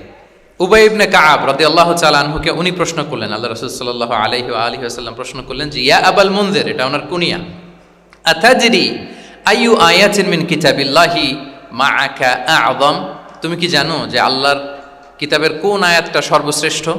সর্বশ্রেষ্ঠ আয়াত কোনটা তুমি জানো? তখন উবাই ইবনে কাআব রাদিয়াল্লাহু তাআলা আনহু বললেন যে, আল্লাহু লা ইলাহা ইল্লা হুয়াল হাইয়ুল কাইয়্যুম, মানে আয়াতুল কুরসি। এটা কোন আয়াত? আয়াতুল কুরসি। এটা ফরজ সালাতের পর আমরা সবাই পড়ি তো নাকি? হ্যাঁ, মান ক্বারাআ আয়াতাল কুরসি দুবুরা কুল্লি সালাতিন মাকতুবাতিন লাম ইয়ামনাহু মিন দুখুলিল জান্নাতি ইল্লাল মাউত। ফরজ সালাতের পরে যারা আয়াতুল কুরসি পড়ে, তার জান্নাতে প্রবেশে কোনো বাধা থাকে না, একটা জিনিস ছাড়া, মানে মৃত্যু, মরণ। লোকটা মরে না, তাই জান্নাতে যায় না। মরলেই জান্নাতি। তো হে উবাই, হে ইয়া আবাল মুনজির, তুমি কি জানো কোরআনের সর্বশ্রেষ্ঠ আয়াত কোনটা? তিনি বললেন যে আয়াতুল কুরসি। এটা শুনে রাসূল সাল্লাল্লাহু আলাইহি ওয়াসাল্লাম খুব খুশি হলেন। খুশি হয়ে কি করলেন? ফাদারাবা ফি সদরি, তিনি বললেন যে তিনি আমার বুকে একটা আলতো চাপড় দিলেন। এটা ভালোবাসার আলতো চাপড়, এরকম উৎসাহ দেওয়ার জন্য, যে সাবাস। আমরা মাঝে পিঠে কাউকে আলতো চাপড় দিয়ে কি বলি? ব্রেভো, সাবাস, মাশাআল্লাহ, এগুলো বলি না? তো রাসূল সাল্লাল্লাহু আলাইহি ওয়াসাল্লাম বুকে আলতো চাপড় দিয়ে বললেন, ওয়াল্লাহি লিয়াহনিকাল ইলমু আবাল মুনজির, তোমার ইলম, তোমার জ্ঞান কল্যাণময় হোক হে আবাল মুনজির, মোবারক হোক তোমার জন্য তোমার ইলম। May knowledge be pleasant for you, তোমার জ্ঞানটা বরকতময় হোক, কল্যাণময় হোক। তাহলে তিনি যখন সঠিক উত্তর দিতে পারলেন, রাসূল ইসলাম খুশি হয়ে বুকে আলতো চাপড় দিয়ে তার প্রশংসা করলেন, তার জন্য দোয়া করলেন। রাসূল ইসলাম এভাবে উৎসাহ দিতেন। এতে করে কি হয়? শিক্ষার্থীদের কনফিডেন্ট বাড়ে। কি হয়? যে স্যার যখন আমাকে এত কিছু বলতেছে, তাহলে নিশ্চয়ই আমি কিছু একটা ভালো কিছু করছি, আমাকে দিয়ে কিছু একটা হবে। আমাকে দিয়ে, আমরা অনেক সময় ভুল করে বলে ফেলি যে তোকে দিয়ে কিছুই হবে না, বলে ফেলি না? এতে হয় কি? কনফিডেন্ট কমে যায়। মা বাবারাও এটা করে যে তুই কিছুই পারবি না, তোকে দিয়ে কিছুই হবে না। বাংলাদেশে একটা বিখ্যাত কথা আছে, ওই যে ছেলে মেয়ে এ প্লাস না পেলে পাশের বাড়ির কেউ পেলে বলে যে ওর পা ধোয়া পানি খা। কি বলে? তুই এ প্লাস পাইলি না, ওই দেখ ওই বাড়িতে পেয়ে গেল, ওর কি খা? পা ধোয়া পানি খা। তো আসলে এতে কি হয়? কনফিডেন্স কমে যায় ছেলে মেয়েদের। এটা যেন আমরা না বলি, বরং ওদেরকে ইন্সপায়ার করতে হবে, হ্যাঁ, উৎসাহিত করতে হবে, প্রশংসা করতে হবে। সাহাবীদের ভালো কিছু দেখলে সঠিক উত্তর তারা দিতে পারলে রাসূল ইসলাম এভাবে প্রশংসা করতেন। আচ্ছা, গেল, এটা একটা পদ্ধতি। আরেকটা হচ্ছে, কোনো গুরুত্বপূর্ণ জিনিসকে এমফেসাইজ করার জন্য রাসূল ইসলাম রেপিটেশন করতেন, তাকরার করতেন। গুরুত্বপূর্ণ জিনিসকে তিনি 3 বার উল্লেখ করতেন, তাকরার করতেন। আত্তাকওয়া হাহুনা, আত্তাকওয়া হাহুনা, আত্তাকওয়া হাহুনা, ওয়া ইউশিরু ইলা সদরিহি সালাসা মাররাত। তাকওয়া এখানে, এখানে, এখানে 3 বার। একবার বললেই তো হয়ে যায়, 3 বার কেন বলেন? এটা গুরুত্বপূর্ণ, ভেরি ইম্পর্টেন্ট ইস্যু। গুরুত্ব বোঝানোর জন্য, এমফেসাইজ করতে যে তিনি কোনো জিনিসকে কয়বার বলতেন? 3 বার। বিদায় হজের ভাষণ যখন দিলেন, ভাষণ দেয়া শেষ, এবার বলতেছে আল্লাহুম্মা হাল বাল্লাগতু, আল্লাহুম্মা হাল বাল্লাগতু, আল্লাহুম্মা হাল বাল্লাগতু, আল্লাহুম্মা ফাশহাদ। 3 বার বললেন যে আল্লাহ আমাকে যা পৌঁছাতে বলেছেন, হে মহাসমাবেশ তোমরা বলো আমি কি পৌঁছাতে পেরেছি, আমি কি ঠিকঠাক পৌঁছালাম, আমি কি সব তোমাদেরকে বলেছি, সাক্ষ্য দাও, সাক্ষ্য দাও। সবাই বললো ইয়া রাসূলুল্লাহ, আল্লাহ যেমনটি বলেছেন সব আপনি আমাদের কাছে পৌঁছে দিয়েছেন, কিছু লুকোচুরি করেন নাই, কিছু লুকান নাই। তাহলে 3 বার জানতে চাইলেন, কয়বার? এটা রাসূল সাল্লাল্লাহু আলাইহি ওয়াসাল্লামের একটা গুরুত্বপূর্ণ অভ্যেস ছিল, যে যেটাকে তিনি এমফেসাইজ করতে চাইতেন, যেটা গুরুত্বপূর্ণ কোনো বিষয় এটাকে তিনি রিপিট করতেন বারবার, সাধারণত 3 বার। সাধারণত কয়বার? তাহলে গুরুত্বপূর্ণ জিনিসগুলো আমরা বারবার বলবো যাতে আমাদের শিক্ষার্থীরা সহজে সেটা মুখস্থ করে ফেলতে পারে। আচ্ছা, আবার রাইডিং শেয়ারের আর একটা ঘটনা। মুআদ ইবনে জাবাল রাদিয়াল্লাহু তাআলা আনহু, উনি একবার রাসূল সাল্লাল্লাহু আলাইহি ওয়াসাল্লামের সাথে বাহনের পেছনে ছিলেন, হয়তো উট। কুনতু রিদফান নবী, মুআদ ইবনে জাবাল বলেন আমি রাসূল সাল্লাল্লাহু আলাইহি ওয়াসাল্লামের পেছনে একবার বসা ছিলাম, তো তখন হঠাৎ করে রাসূল সাল্লাল্লাহু আলাইহি ওয়াসাল্লাম আমাকে ডাক দিলেন। রাসূল সাল্লাল্লাহু আলাইহি ওয়াসাল্লাম সামনে, মুআদ ইবনে জাবাল পেছনে, হঠাৎ ডেকে বললেন ইয়া মুআদ ইবনে জাবাল, হে মুআদ ইবনে জাবাল। তো তিনি বললেন খুব বিনয়ের সাথে, কুলতু লাব্বাইকা রাসূলুল্লাহি ওয়া সাআদাইক, মানে হে আল্লাহ রাসূল আমি হাজির, আমি প্রস্তুত, হে আল্লাহ রাসূল আপনি খালি অর্ডার করেন, বান্দা হাজির। আমরা এরকম বলি না মাঝে মাঝে বাংলায়, কি বলি? বান্দা হাজির, মানে আমি আছি আপনার খেদমত, আপনি বলেন। তো রাসূল ইসলাম বললেন ইয়া মুআদ ইবনে জাবাল লাব্বাইকা রাসূলুল্লাহি ওয়া সাআদাইক, ইয়া রাসূলুল্লাহ আমি হাজির। কিন্তু রাসূল ইসলাম কিছু বলেন না, কিছুই বলেন না। আবার যাচ্ছে উট, যাচ্ছে যাচ্ছে যাচ্ছে, কয়েক মিনিট পরে আবার ডাক দিলেন ইয়া মুআদ ইবনে জাবাল, হে মুআজ। উনি একই কথা, লাব্বাইকা রাসূলুল্লাহ সাআদাইক, হে আল্লাহ রাসূল আমি হাজির, উপস্থিত। আবার ইয়া মুআদ ইবনে জাবাল, হে মুআজ। তিনি একই কথা বললেন লাব্বাইকা রাসূলুল্লাহ, 3 বার বললেন। 3 বার মুআদ ইবনে জাবাল একই উত্তর দিলেন। তার মানে ওনার আগ্রহটা বাড়াচ্ছেন।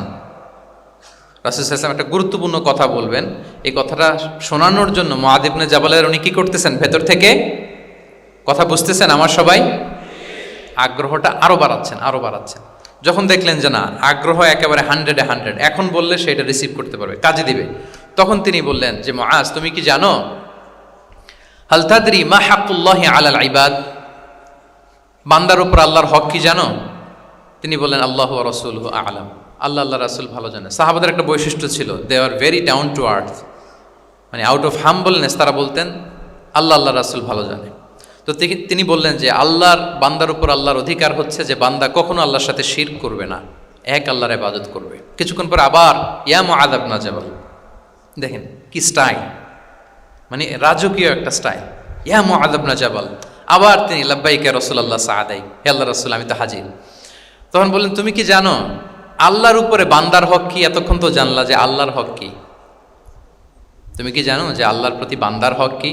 আবার বললেন যে আল্লাহ রাসূলই ভালো জানেন। তখন রাসূল সাল্লাল্লাহু আলাইহি ওয়াসাল্লাম বললেন যে আল্লাহর হক যেমনি তুমি জানলে যে বান্দা আল্লাহর সাথে শরীক করবে না, এক আল্লাহর ইবাদত করবে, এটা যদি কোনো বান্দা করে তাহলে ওই বান্দাকে কখনো আল্লাহ শাস্তি দিবেন না। এটা হচ্ছে বান্দার হক, আল্লাহর কাছ থেকে সে এটা পাবে যে আনলা ইউআযিবাহুম, আল্লাহ তাআলা তাকে কখনো শাস্তি দিবেন না। তাহলে আপনারা বলেন তো, ওটে করে রাসূল সাল্লাল্লাহু আলাইহি ওয়াসাল্লাম যাচ্ছে, পেছনে কে বসা? হুট করে বলল মুআজ একটা কথা শোনো, আল্লাহর হক হচ্ছে বান্দা আল্লাহর ইবাদত করবে, আর বান্দার হক হচ্ছে এটা করলে সে শাস্তি পাবে না। কথাটা যদি এমনি বলে দিত তাইলে কি এত এটা গুরুত্ব পাইতো? কথা বলেন, পাইতো? এটা তো 10 সেকেন্ডেই শেষ। কিন্তু যেতে যেতে হে মুআদ ইবনে জাবাল লাব্বাইকা ইয়া রাসূলুল্লাহ সাআদাইক, কিছু বলে না, হে রাসূল আমি তো শুনতেছি বলেন। আবার একটু পরে হে মুআজ ইয়া রাসূলুল্লাহ আমি হাজির, বলেন। আরো কিছু সময় পর হে মুআজ ইয়া রাসূলুল্লাহ, মানে তার আগ্রহ বাড়াতে বাড়াতে বাড়াতে যখন আগ্রহের পারদ একেবারে উচ্চাঙ্গে, তখন রাসূল সাল্লাল্লাহু আলাইহি ওয়াসাল্লাম বার্তাটা পেশ করলেন। আল্লাহু আকবার। তাহলে এটা ছিল রাসূল সাল্লাল্লাহু আলাইহি ওয়াসাল্লামের অভ্যেস যে তিনি একই কথা বারবার বলে আগ্রহ বাড়াতেন। 3 বার তিনি বলেছেন, 3 বার ডাক দিয়েছেন হে মুআদ ইবনে জাবাল। তাহলে রেপিটেশন, এটা একটা অভ্যেস ছিল রাসূল সাল্লাল্লাহু আলাইহি ওয়াসাল্লামের পাঠদানের ক্ষেত্রে একটা পদ্ধতি। আচ্ছা, রাসূল সাল্লাল্লাহু আলাইহি ওয়াসাল্লামের আরেকটা পদ্ধতি ছিল যে তিনি ধারণ ক্ষমতা অনুযায়ী নির্দেশনা দিতেন, considering the state of the addressee, যাকে অ্যাড্রেস করতেছেন তার ক্যাপাসিটি কতদূর এটা বুঝে শুনে বলতেন, খুব বাড়িয়ে বলতেন, বেশি কিছু বলতেন না। এক বেদুইন আসলো, বেদুইন মানে সে মরুপল্লীতে থাকে, শহরের যে নিয়মকানুন জানে না, সভ্যতার ছোঁয়া তার মধ্যে লাগেনি। এসে বলল দুল্লানি আলা আমাল, আমিলতুহু ইদা আমিলতুহু দাখালতুল জান্নাহ, হে নবী আপনি আমাকে এমন একটা আমল শিখায় দেন যেটা করলে আমি জান্নাতে যাব। তো রাসূল সাল্লাল্লাহু আলাইহি ওয়াসাল্লাম দেখলেন লোকটা বেদুইন, শহরে লোক না, আবার খুব সহজ সরল, একেবারে সাদামাটা। তো রাসূল সাল্লাল্লাহু আলাইহি ওয়াসাল্লাম বললেন, চারটা কাজ করবা। তা'বুদাল্লাহা ওয়া লা তুশরিকু বিহি শাইআ, তুকিমাস সালাতাল মাকতুবা, তুআদ্দি যাকাতাল মাফরুদা ওয়া তাসুমা রমাদান। চারটা কাজ। এক, আল্লাহর ইবাদত করবা, শিরক করবা না। ফরজ সালাত পড়বা, ফরজ যাকাত দিবা, রমজানের ফরজ রোজা রাখবা। কয়টা কাজ? কয়টা বলছে? Very simple to memorize, right? আচ্ছা, এটা যখন সে বলল তখন সে বেদিন বলতে আরম্ভ করলো যে আল্লাহ শপথ করে আমি বললাম, লা আযীদু আলা হাযা শাইআন ওয়া লা আনকুসু মিন। ঠিক আছে, আমি এই চারটাই করব, বাড়াবো না কমাবো না, এর চেয়ে বেশি কোনোদিন কিছু করবো না, কমও করবো না। মানে খালি আল্লাহরে মানবো, ফরজ নামাজ পড়বো, ফরজ যাকাতটা দিব, আর ফরজ রোজাটা রাখবো। আর কোনো আমল টামল আমার জীবনে আমি করব, বাড়াবো না কমাবো না। তো রাসূল সাল্লাল্লাহু আলাইহি ওয়াসাল্লাম বললেন যে কেউ যদি জান্নাতি লোক দেখে নিজের চোখ জোড়াতে চায়, খুশি হতে চায়, তারা যেন এই লোকের দিকে তাকায়, মানে এই লোকটা জান্নাতি। আল্লাহু আকবার, চলে গেল। দেখেন তার কাছে কিন্তু আমলের বিশাল ফিরিস্তি নিয়ে রাসূল সাল্লাল্লাহু আলাইহি ওয়াসাল্লাম হাজির হয় নাই, কারণ তার ক্যাপাসিটি দেখতে হবে, তার সক্ষমতা, সে কদ্দুর নিতে পারবে। রাসূল সাল্লাল্লাহু আলাইহি ওয়াসাল্লাম অবজার্ভ করে দেখলেন যে বেদুইন মানুষ, তার বেশি কিছু বললে কাজে দিবে না, অল্প একটু বলছে, ওইটা মেনেই সে কি হয়ে গেছে? জান্নাতি হয়ে গেছে। এটা অনেক সময় আমরা ভুল করে ফেলি। শিক্ষার্থীদের মধ্যে সবার মানে রিসিভিং ক্যাপাসিটি এক ধরনের হয় না, কারো খুব বেশি, কারো খুব কম। তো একজন আদর্শ শিক্ষকের কাজ হচ্ছে এটাকে ফলো করা, অবজার্ভ করা, এবং যেটা তাদের সক্ষমতায় কুলায় ঠিক অতটুকু তাদেরকে দেয়, এর চেয়ে বেশি কিছু না। রাসূল সাল্লাল্লাহু আলাইহি ওয়াসাল্লামের আরেকটা পদ্ধতি ছিল গ্রাজুয়ালিটি, স্টেপ বাই স্টেপ, ধীরস্থিরভাবে, অল্প অল্প করে, শাইআন ফাশাইআন। আর তাদাররুজ বিল বাদই বিল আহাম্মি সুম্মাল মুহিম, আগে সবচেয়ে গুরুত্বপূর্ণ, starting with the most important affair first, then the important affair, then the important. সবচেয়ে গুরুত্বপূর্ণটা আগে, এরপরে যেটা কম গুরুত্বপূর্ণ, এরপর কম গুরুত্বপূর্ণ। তাহলে একটু একটু করে বললে এটা মানুষের ফিতরাতের সাথেও যায়, তার নেচারের সাথেও যায়। আমরা মদ হারাম হওয়ার কথা জানি, কয়টা স্টেপে হারাম হয়েছিল মদ? একবারে যদি বলা হতো বন্ধ করার সহজ হতো সাহাবাদের জন্য? হতো না। অনেকে আছে দেখবেন যে চেইন স্মোকার, চেইন স্মোকার বুঝতে পেরেছেন তো? মানে অনেক সিগারেট খায়, লেটসে দিনে 10 থেকে 15টা খায়। তো যে চেইন স্মোকার, আপনি যদি বলেন যে এটা হারাম, আজকেই তোমার বাদ দিতে হবে, হারাম, এটা খাইতে পারবে না, পারবে? ও দুনিয়া সব বাদ দিতে পারবে, সিগারেট বাদ দিতে পারবে না। তো তারে কি করতে হবে? ফ্লেক্সিবিলিটি দিতে হবে, যে আস্তে আস্তে ছাড়েন, 10টা করে খান তো চালাইতে থাকেন না, মানে চালাইতে থাকেন মানে আজকে 10টা খাইছেন, কালকে 9টা করে খান, চালাইতে থাকেন, একসাথে সব বন্ধ করার দরকার নেই। তারপরের সপ্তাহে 8টা করে খান, এরপরের সপ্তাহে 5টা করে খান, অল্প অল্প করে অবশ্যই সে কমাতে পারবে। এরপরের সপ্তাহে 2টা খান, এরপরের সপ্তাহে বন্ধ করেন না, চালাইতে থাকেন। সে চালাচ্ছে কিন্তু কমিয়ে আনতেছে, চালাচ্ছে কিন্তু। আচ্ছা, যেই সপ্তাহে সে একটা সিগারেট খেলো, এরপরের সপ্তাহে এটা তো বাদ দিলেও তার গায়ে লাগার কথা না, ঠিক কিনা বলেন? যেই সপ্তাহে কয়টা খেলো, এটা তো স্যাক্রিফাইস করা যায়, কিন্তু 10টা থেকে 0-তে আসা সহজ না। তাহলে গ্রাজুয়ালি আমরা এই ভুলটা করি। অনেকের নতুন করে আল্লাহ তাআলা রিয়েলাইজেশন দিয়েছেন, নতুন দিনে আসছে, দিনে ফিরছে, মানে প্র্যাকটিসিং হতে চায়। এখন আপনি তারে পাইয়া এমন নিয়ম কানুন দেখাচ্ছেন, বেচারা তো বলে আগে যা ছিলাম ওইটাই ভালো ছিলাম। এরকম হয় না অনেক সময়? হ্যাঁ, ধরেন যে কোনো একজন নারী, সে হয়তো পর্দা মেনটেন করে না, একটু হিপ হপ স্টাইলে চলাফেরা করে।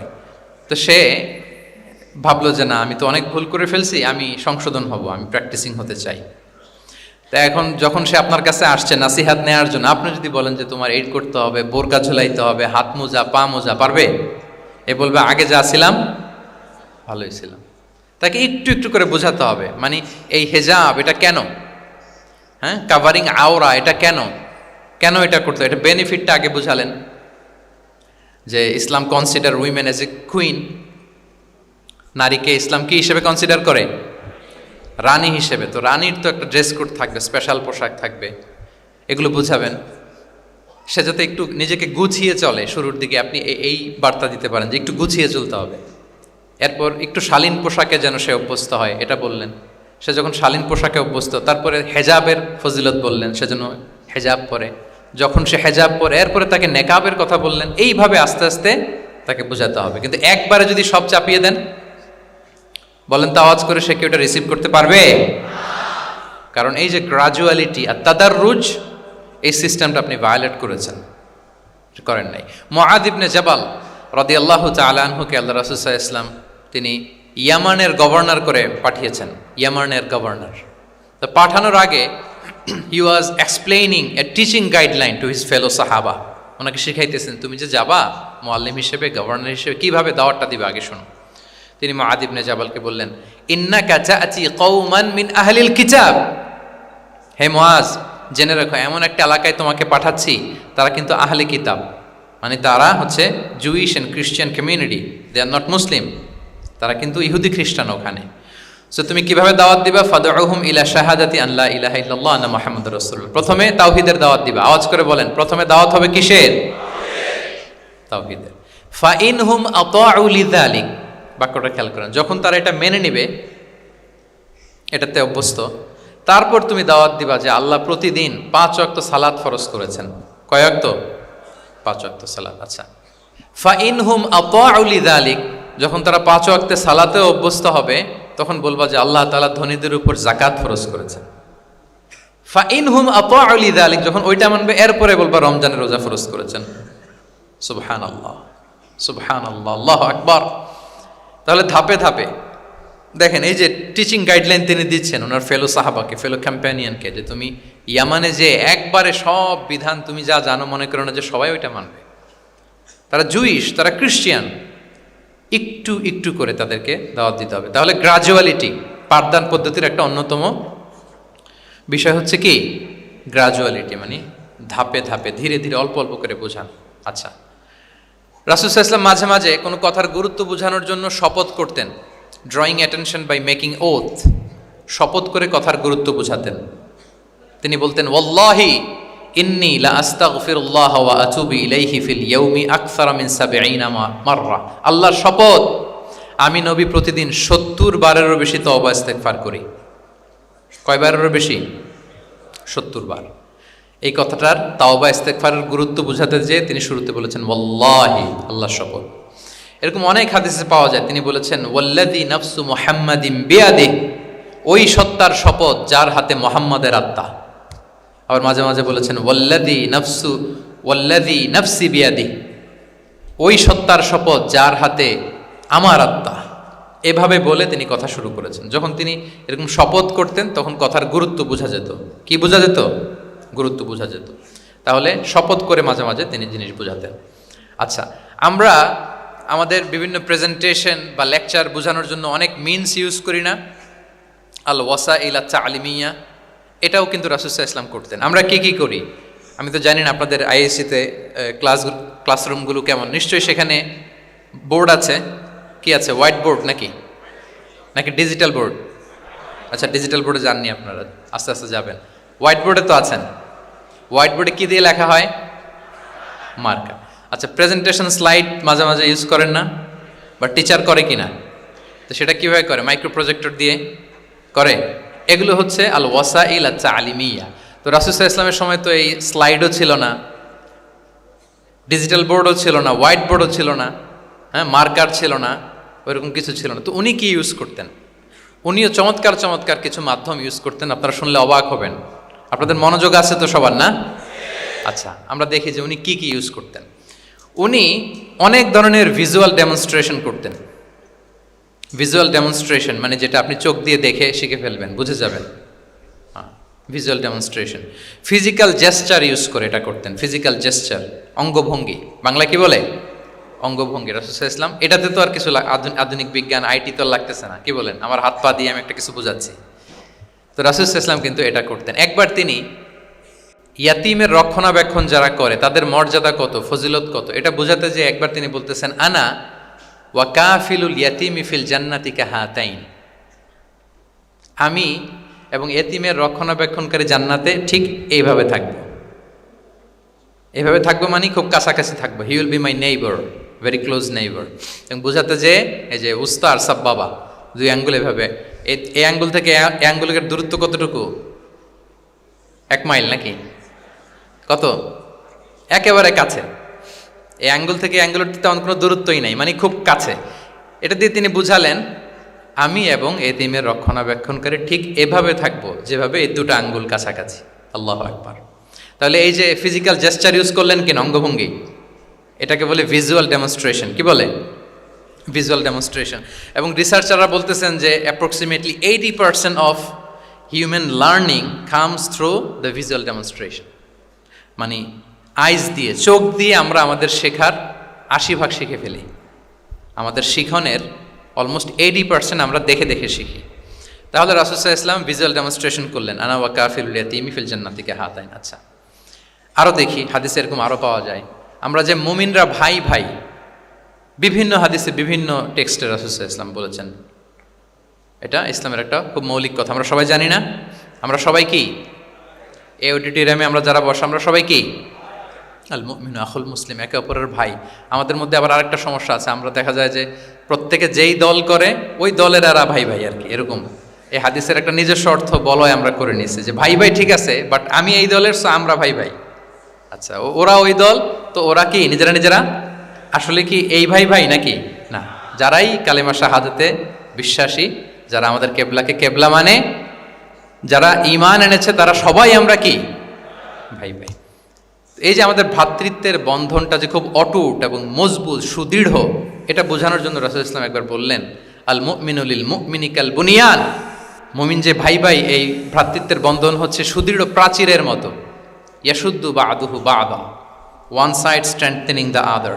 একটা বড় প্রাচীর, যেমন এই বিল্ডিংটা যেমনি এই পাশ ওই পাশটাকে মজবুত করে ধরে রেখেছে, ওই পাশ যেমনি এটাকে মজবুত করে ধরে ঠায় দাঁড়িয়ে আছে বছরের পর বছর, যুগের পর যুগ। রাসূল সাল্লাল্লাহু আলাইহি ওয়াসাল্লাম বললেন, মুমিন যে ভাই ভাই তাদের সম্পর্কটা এরকম সুদৃঢ়। কতটা সুদৃঢ় এটা বলতে যে ওয়াশাব্বাকা বাইনা আসওয়াবিহি, তিনি হাতের এই 5 আঙ্গুল, এই 5 আঙ্গুলের ভেতরে ঢুকাই দিলেন। এরকম ধরেন তো একটু সবাই। আচ্ছা, ঢুকিয়ে একটু চাপ দেন, এখন ব্যাপারটা অনেক মজবুত হয়ে গেল না? হ্যাঁ, কেউ চাইলে কি সহজে ছোটাতে পারবে? না। তাহলে এই যে আরেকটা ভিজুয়াল ডেমনস্ট্রেশন পাইছেন, পেয়েছেন? ফিজিক্যাল জেস্চার, অঙ্গভঙ্গি করে তিনি বুঝাইলেন যে আমাদের ভ্রাতৃত্বটা এইরকম মজবুত। মানে ওনার কাছে যা ছিল ওইটা বুঝাতে যে তিনি এই ফিজিক্যাল জেস্চারটা নিয়েছেন যে মুমিন ভাই ভাই এবং আমাদের ভ্রাতৃত্বের বন্ধনটা ঠিক এরকম মজবুত, লাইক দিস। তাহলে এটাকে বলে ভিজুয়াল ডেমনস্ট্রেশন, যেহেতু এতে করে সাহাবারা সহজে বুঝতো, এটা দিয়ে সহজে বুঝলো। আবার মাঝে মাঝে তিনি ড্রয়িং করেছেন। আমাদের মতো ডিজিটাল সিস্টেমে ড্রয়িং করে না, এখন তো খুব ইজি। তো তিনি কীভাবে ড্রয়িং করেছেন, একবার সাহাবিদেরকে নিয়ে তিনি মরুভূমির মাঝখানে খেজুরের ডাল নিয়ে একটা স্ট্রেট লাইন, সরল রেখা আঁকলেন। খাত্তা লানা রাসূলুল্লাহ সাল্লাল্লাহু আলাইহি ওয়াসাল্লাম খাত্তান। আল্লাহ রাসূল সাল্লাল্লাহু মরুভূমিতে খেজুরের ডাল দিয়ে টেনে একটা স্ট্রেট লাইন, মানে সরল রেখা আঁকলেন। একে বললেন হাযা সাবিলুল্লাহ, এটা হচ্ছে আল্লাহর রাস্তা, মানে সিরাতুম মুস্তাকিম। এরপরে এই স্ট্রেট লাইন, সরল রেখার ডানে বায়ে ছোট ছোট অনেকগুলো দাগ কাটলেন খেজুরের ডাল দিয়ে, আর বললেন হাযিহি সুবুলুশ শাইতান, এগুলো হচ্ছে শয়তানের রাস্তা। ফি কুল্লি সাবিলিন শাইতান, এই প্রত্যেকটা রাস্তায় একটা করে শয়তান থাকে, সে তার শয়তানি কাজের হাতছানি তোমাদের দেয়।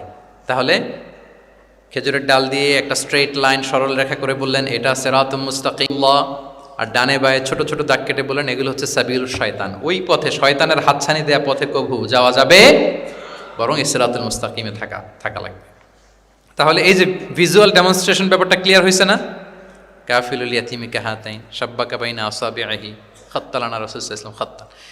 তাহলে এভাবে ওনার সাধ্যের নাগালে যা যা ছিল সাহাবাদেরকে আরো বোঝাতে ভালো করে, হ্যাঁ, to clarify the issue, to visualize the matter, রাসূল সাল্লাল্লাহু আলাইহি ওয়াসাল্লাম এগুলোর ব্যবহার করেছেন। আচ্ছা, এরপর মাঝে মাঝে সাহাবীদের মস্তিষ্কের যাতে ব্যায়াম হয়, শিক্ষার্থীর কল্পনার জগতে কোনো কিছু চিত্রায়িত করা, এতে করে মস্তিষ্কের ব্যায়াম হয় আর কি, to enhance the power of imagination, আপনার ইমাজিনারি পাওয়ারকে ডেভেলপ করবার জন্য। রাসূল ইসলাম হাদিসে এরকম অনেক কথা বলেছেন যে তোমরা একটু ভাবো তো, এরকম হইলে কেমন হয়, এমন হইলে কেমন হয়, তেমন হইলে কেমন হবে। এই কথাগুলো যখন বলতেন সাহাবারা ভাবনার জগতে হারিয়ে যেত, ভাবতেন, কল্পনার রাজ্যে হারিয়ে যেতেন, ওনাদের মস্তিষ্কের ব্যায়াম হতো, তাদের যে ইমাজিনেশনের যে পাওয়ার এটা ডেভেলপ করতো, এমনটা পাওয়া যায়। রাসূল ইসলাম একবার বললেন আরাআইতুম লাউ আন্না নাহরান বিবাবি আহাদিকুম ইয়াগতাসিলু মিনহু কুল্লা ইয়াউমিন 5 মাররাতিন হাল ইয়াবকা মিন দারানিহি শাই। আচ্ছা বলো তো, তোমরা একটু ভাবো তো, কল্পনার রাজ্যে হারিয়ে যাও, ভেবে দেখো তো, ধরো যে তোমার বাড়ির সামনে একটা ঝর্ণাধারা আছে বা একটা চমৎকার লেক আছে যেখানে স্বচ্ছ স্ফটিক পানি, তুমি যদি প্রতিদিন ওই ঝর্ণায় যে বা ওই লেকে নেমে 5 বার গোসল করো, তোমার গায়ে কোনো ময়লা থাকবে? আর সাহাবারা কল্পনা করে বলে না, মনে মনে ভাবতেছে যে গোসল করতেছে, 5 বার গোসল করার পরে আর আমার গায়ে দুর্গন্ধ, ঘামের গন্ধ থাকবে কি করে? রাসূলুল্লাহ সাল্লাল্লাহু আলাইহি ওয়াসাল্লাম তখন বলেন, ফাকাযালিকা মাসালুস সালাওয়াতিল খামস, এটা হচ্ছে 5 ওয়াক্ত সালাতের দৃষ্টান্তের মতো। কারো ঘরের সামনে যদি একটা স্বচ্ছ লেক থাকে, পানির ফোয়ারা, সে যদি 5 বার গোসল করে তার গায়ে যেমনি কোনো দুর্গন্ধ, ময়লা, আবর্জনা কিছু থাকে না, কেউ যখন 5 ওয়াক্ত সালাত আদায় করে তখন এই সালাতও তার সব গুনাহগুলোকে ধুয়ে মুছে এরকম পাক পবিত্র সাফ করে দেয়। সুবহানাল্লাহ। বুঝে গেলেন যে সালাওয়াতুল খামস কিভাবে আমাদের পাপ মুছে ক্লিন করে, আমাদেরকে কিভাবে ক্লিনজিং করে, এটা সাহাবারা ইজিলি বুঝে গেলেন। তাহলে ভেবে দেখো তো, চিন্তা করো তো, এটা বলে বেসিকলি দ্য পাওয়ার অফ ইমাজিনেশনকে রাসূলুল্লাহ সাল্লাল্লাহু আলাইহি ওয়াসাল্লাম ইনহ্যান্স করার চেষ্টা করলেন। এভাবেও সাহাবাদেরকে তিনি মাঝে মাঝে বুঝাতেন। আচ্ছা, রাসূলুল্লাহ সাল্লাল্লাহু আলাইহি ওয়াসাল্লাম মাঝে মাঝে দেখা যায় যে বিভিন্ন ম্যাটাফোর, সহজ করে বুঝাতে যে রূপক অর্থবোধক শব্দের প্রয়োগ করতেন। মাজাজ বা ইস্তেআরা, এটা তো যারা আরবিতে পড়েন আপনারা তো জানেন। ইসলামিক স্টাডিজ, হাদিস, কোরআনিক সায়েন্স, এই সমস্ত ডিপার্টমেন্টে পড়েন কারা কারা? আমি একটু জাস্ট দেখে নিই যে আমি যে এত আরবি শব্দ বলতেছি বুঝতেছেন না, মাথার উপর দিয়ে যাচ্ছে। আপনারা হচ্ছেন ইসলামিক স্টাডিজ, কোরআন, সুন্নাতে। আচ্ছা, আর বাকিরা সবাই কনভেনশনাল ফ্যাকাল্টিজ। ঠিক আছে, বোঝার কথা, কারণ মাঝে মাঝে তো আমি কিছু ইংরেজিও বলতেছি, বাংলায় অর্থ করে দিচ্ছি। তো মাজাজ বা ইস্তেআরা মানে হচ্ছে ম্যাটাফোর, কোনো জিনিসকে আরও সহজ করে বোধগম্যময় করতে রাসূলুল্লাহ সাল্লাল্লাহু আলাইহি ওয়াসাল্লাম এই ম্যাটাফোরকে ইউজ করতেন। যেমন রাসূলুল্লাহ সাল্লাল্লাহু আলাইহি ওয়াসাল্লাম নারীদের প্রতি সদয় হওয়ার জন্য পুরুষদেরকে তিনি বলেছেন রিফকান বিল কাওয়ারির, অর্থাৎ কাঁচগুলোর সাথে ভালো আচরণ করো, মানে কাঁচগুলোকে দেখে রেখো। কাচের পাত্র দিয়ে তিনি নারীদেরকে, স্ত্রীদেরকে বুঝিয়েছেন রিফকান বিল কাওয়ারির। আচ্ছা বলেন তো, কাচের গ্লাস, প্লেট, তৈজসপত্র এক বাড়ি থেকে যদি আরেক বাড়িতে, লেটসে আপনি বাসা শিফট করবেন, আপনার কাছে অনেক কাচের তৈরি গ্লাস, প্লেট, তৈজসপত্র আছে। চট্টগ্রামের এই থানা থেকে ওই থানায় আপনি বাসা চেঞ্জ করবেন, এগুলো নেওয়ার সময় আপনারা কি করেন বলেন? কিভাবে নেন বলেন তো? হ্যাঁ, র্যাপিং করে, এক্সট্রা প্রিকশন নিয়ে খুব সাবধানে এটাকে ধরতে হয়, রাখতে হয়, সেট করতে হয়, নামাতে হয়, ঠিক কিনা বলেন? এটা বোঝাতে যে নারীদের সাথে কোমল আচরণ করো, সদয় আচরণ করো, এটা বোঝাতে যে রাসূলুল্লাহ সাল্লাল্লাহু আলাইহি ওয়াসাল্লাম বলেছেন রিফকান বিল কাওয়ারির। একবার স্ত্রীরা, আমাদের আম্মা জানেরা রাসূলুল্লাহ সাল্লাল্লাহু আলাইহি ওয়াসাল্লামের সাথে সফরে যাচ্ছেন, খুব সম্ভবত হজের সফরে। তো ওনারা যখন পালকিতে চড়বেন, ওখান থেকে হাওদাজে উঠাবেন, খুব দ্রুত তাড়াহুড়ো করে কিছু লোকজন ওই পালকি উঠাচ্ছিল। তখন রাসূলুল্লাহ সাল্লাল্লাহু আলাইহি ওয়াসাল্লাম বললেন, ওয়াই হাক ইয়া আনজাসা সাউকাকা রিফকান বিল কাওয়ারির, খুব সাবধানে নিয়ে যাও, কাজগুলোকে একটু দেখে শুনে নাও, কাচের বোতলগুলো, গ্লাসগুলো দেখে শুনে নাও, মানে স্ত্রীদেরকে একটু দেখে শুনে যত্নের সাথে নিয়ে নাও। তাহলে নারীদেরকে কিসের সাথে তুলনা করেছেন? কাচের গ্লাস, কাচের তৈজসপত্র, কাচের সামগ্রী, যাতে বুঝতে সুবিধা হয়। কাচের গ্লাস তোমরা যেমনি ধরো, রাখো, ডিল করো, নারীদের সাথেও এভাবে কি কোমল আচরণ করতে হবে। আচ্ছা, আমি শুরুতেই বলেছিলাম যে রাসূলুল্লাহ সাল্লাল্লাহু আলাইহি ওয়াসাল্লামের সাহাবীদেরকে কিছু শেখানো পদ্ধতিটা মেইনলি কি ছিল? কি বেসড? কারো মনে আছে? Q&A based, right? এই তো মাশাআল্লাহ, Q&A মানে প্রশ্নোত্তরমূলক। সাহাবারা প্রশ্ন করতো, রাসূলুল্লাহ সাল্লাল্লাহু আলাইহি ওয়াসাল্লাম উত্তর দিতেন।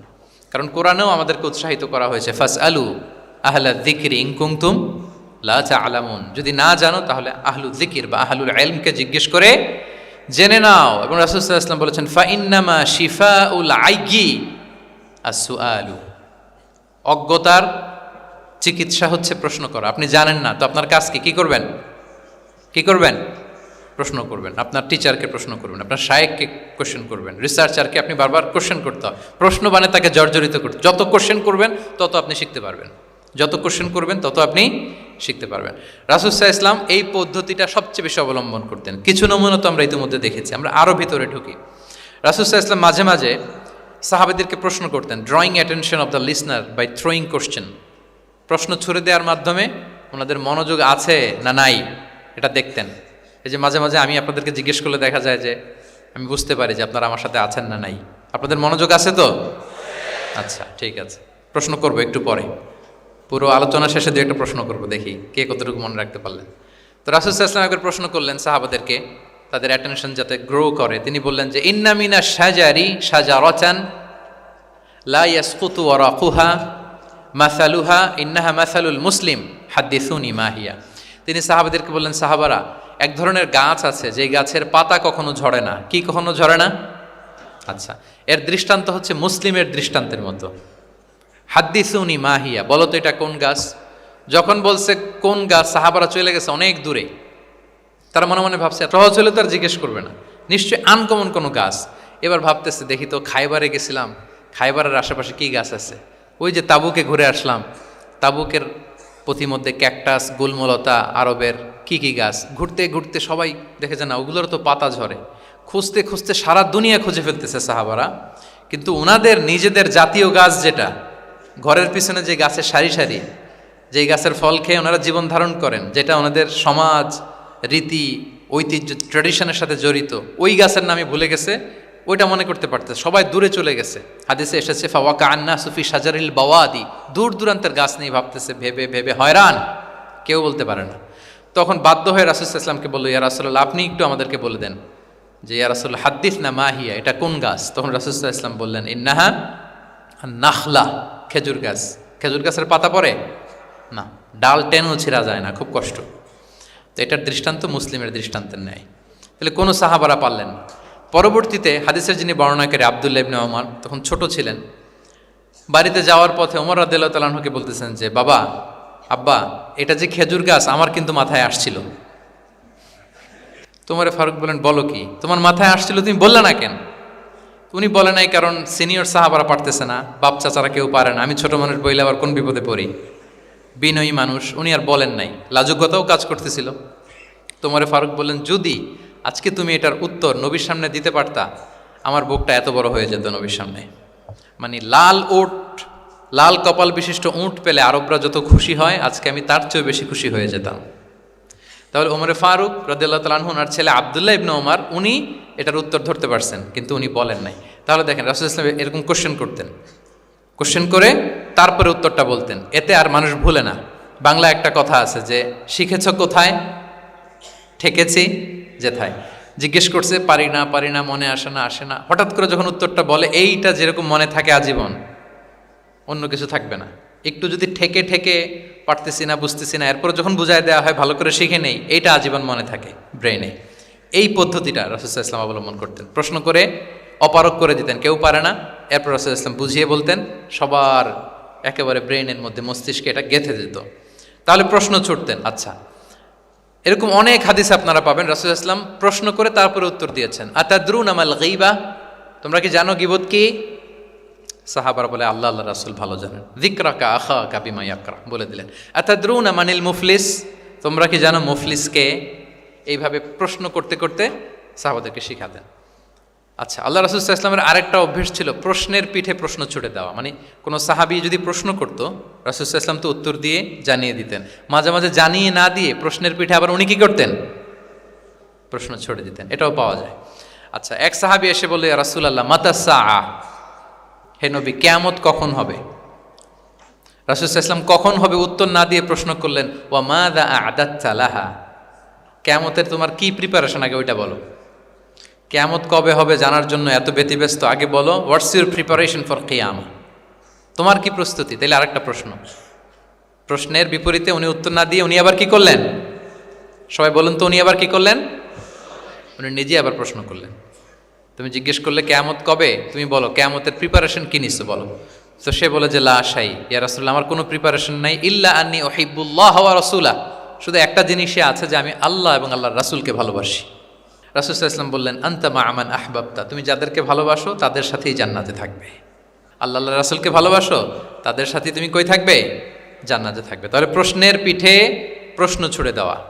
এরপর একই প্রশ্নের জবাবে ভিন্ন ভিন্ন জনকে ভিন্ন ভিন্ন উত্তর দিয়েছেন রাসূল সাল্লাল্লাহু আলাইহি ওয়াসাল্লাম। এটাকে এডুকেশনের ভাষায় বলে পার্সোনালাইজেশন। কি বলে? মানে যার যেটা লাগবে। শিক্ষক ভালো বুঝে, কয়েকটা ক্লাস নিলে উনি বুঝে ফেলে যে কার রিসিভিং ক্যাপাসিটি কতদূর, কার কোনটাতে ঘাটতি, কার কোনটাতে সমস্যা। একজন আদর্শ শিক্ষক, একজন চৌকস শিক্ষক, তিনি খুব সহজে এটা ধরে ফেলেন। তো রাসূল সাল্লাল্লাহু আলাইহি ওয়াসাল্লাম হি was a very good observer. তিনি বুঝে ফেলতেন যে কার কোনটায় ঘাটতি, ফলে একই প্রশ্নের উত্তর উনি এক একজনকে এক একভাবে দিতেন। কেন?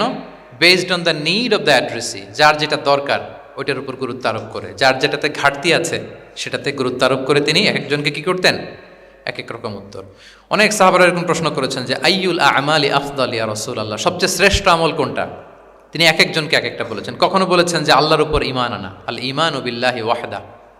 কাউকে বলেছেন যে আল জিহাদ ফি সাবিলিল্লাহ, কাউকে বলেছেন আস-সালাতু ফি ওয়াক্তিহা, অন টাইমে সালাত পড়া। তার মানে যার যেটাতে ঘাটতি ছিল। কাউকে বলেছেন বিররুল ওয়ালিদাইন, কারণ তিনি দেখেছেন তার সাথে তার মা বাবার সম্পর্কে একটু ঘাটতি আছে, তারা এটা বলি, কারণ সবগুলোই ভালো কাজ, সবগুলোই কি ভালো কাজ।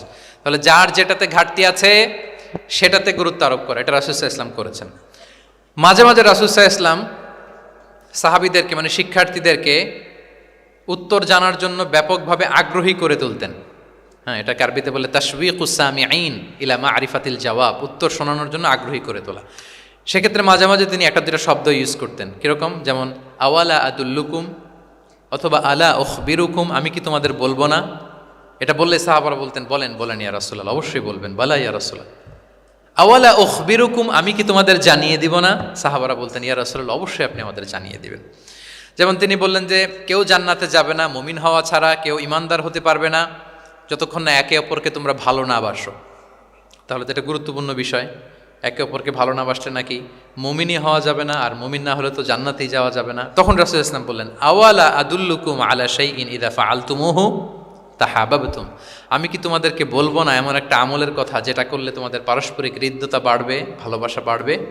তখন তিনি বললেন সেটা কি? আফশুস সালামা বাইনাকুম, তোমাদের মাঝে ব্যাপক সালামের প্রসারণ করো, সালামের প্রসার করো, একে অপরকে বেশি বেশি সালাম দাও। ব্যাপারটাকে এইভাবে প্রেজেন্ট না করে উনি যদি বলতেন সাহাবারা বেশি বেশি সালাম দিও, এটা সওয়াবের কাজ অনেক। এটা হচ্ছে একটা প্রেজেন্টেশন। আর একটা হচ্ছে এমনভাবে এটাকে উপস্থাপন করা যে মুমিন না হলে জান্নাতে যাবা না, আর একে অপরকে ভালো না বাসলে মুমিন হতে পারবে না। তোমরা কি জানো কি করলে একে অপরের মধ্যে ভালোবাসা বাড়ে? এরপর রাসূল সাল্লাল্লাহু আলাইহি ওয়াসাল্লাম বলতেন যে সালাম দেওয়ার মাধ্যমে ভালোবাসা বাড়বে। আচ্ছা, মাঝে মাঝে ব্যবহার করতেন আলা উখবিরুকুম, আলা উখবিরুকুম, আমি কি তোমাদেরকে জানাবো না? একবার রাসূল সাল্লাল্লাহু আলাইহি ওয়াসাল্লাম বললেন আলা উখবিরুকুম বিআফদালা মিন দারাজাতিস সিয়ামি ওয়াস সালাতি ওয়াস সাদাকা, আমি কি তোমাদের জানাবো না যে নামাজ, রোজা, সাদাকার চেয়েও বেশি ফজিলতের একটা আমল আছে, সেটা কি আমি কি তোমাদের জানাবো না? সাহাবারা বললেন ক্বালু বালা ইয়া রাসূলুল্লাহ, হে আল্লাহর রাসূল অবশ্যই জানাবেন, অবশ্যই জানাবেন, কারণ নামাজের চেয়েও বেশি গুরুত্বপূর্ণ, সাদাকার চেয়েও বেশি গুরুত্বপূর্ণ, সিয়ামের চাইতেও বেশি গুরুত্বপূর্ণ আমল, সেটা কি? তখন রাসূল সাল্লাল্লাহু আলাইহি ওয়াসাল্লাম বললেন সেটা হচ্ছে ইসলাহু যাতিল বাইন, বিবাদমান দুই গ্রুপকে মিলিয়ে দেয়া, বিবাদমান দুই ব্যক্তিকে মিলিয়ে দেয়া। এটা নফল নামাজ, নফল সাদাকা, নফল রোজার চেয়েও বেশি কি ফজিলতপূর্ণ, বেশি গুরুত্বপূর্ণ। আমরা তো মনে করি শুধু নামাজ পড়লেই বোধহয় আমি অনেক সওয়াব পেলাম, রোজা রাখলেই সওয়াব পেলাম, শুধু জিকির করলে সাদাকা করলেই সওয়াব পেলাম। কিন্তু রাসূল সাল্লাল্লাহু আলাইহি ওয়াসাল্লাম বলেন যে দুইজনের মধ্যে একটু মনোমালিন্য তুমি মিলিয়ে দাও, এটা এর চেয়েও বেশি সওয়াবের। আল্লাহু আকবার। দুই গোষ্ঠীর মধ্যে দীর্ঘদিনের ঝগড়া মিলিয়ে দাও, এটা এর চেয়েও বেশি সওয়াবপূর্ণ। রাসূল সাল্লাল্লাহু আলাইহি ওয়াসাল্লাম মক্কা থেকে মদিনায় যেয়ে কি করেছেন? আউস এবং খাজরাজের দীর্ঘদিনের যুদ্ধ 1 ঘন্টার মধ্যে কি settle down. He was a very good mediator and arbitrator, চমৎকার মধ্যস্থতা করতে জানতেন তিনি। তাহলে এইভাবে উত্তর জানার জন্য শিক্ষার্থীদেরকে আগ্রহী করে তুলতেন। আচ্ছা, আরেকটা পদ্ধতি ছিল অবজারভেশন অ্যান্ড কারেকশন। রাসূল সাল্লাল্লাহু আলাইহি ওয়াসাল্লাম, আমি আলোচনার শুরুতেই বলেছি, হি was a very good observer, চমৎকার পর্যবেক্ষণ করতেন এবং সংশোধন দিতেন। কে কি করছেন এটা খেয়াল রাখতেন, মানে চোখ কান খোলা রাখতেন। বাংলা আমরা কি বলি? বাংলায় কি বলা হয় এটাকে? চোখ কান খোলা রাখা। মসজিদে নববীতে এরকম ভুরি ভুরি পাবেন যে রাসূল সাল্লাল্লাহু আলাইহি ওয়াসাল্লাম কে কি করতেছে অবজার্ভ করতেছে, ওইটার উপর বেস করে তাকে নাসিহা করতেছে। একটা বিখ্যাত হাদিস তো আপনারা জানেন, রাসূল সাল্লাল্লাহু আলাইহি ওয়াসাল্লাম বসা, এক বেদুইন আসলো, এসে তার উটটা মসজিদে নববীতে বাঁধলো, বেদে 2 রাকাত নামাজ পড়লো, নামাজ পড়ে হাত তুলে আল্লাহর কাছে দোয়া করে, ইয়া আল্লাহ আল্লাহুম্মা আরহামনি ওয়া মুহাম্মাদা ওয়ালা তারহাম মা'ানা আহাদা, মানে ও আল্লাহ তুমি শুধু আমারে রহম করো আর মুহাম্মদ সাল্লাল্লাহু আলাইহি ওয়াসাল্লামের রহম করো, আমাদের দুইজনের সাথে আর কাউরে রহম করো না তুমি।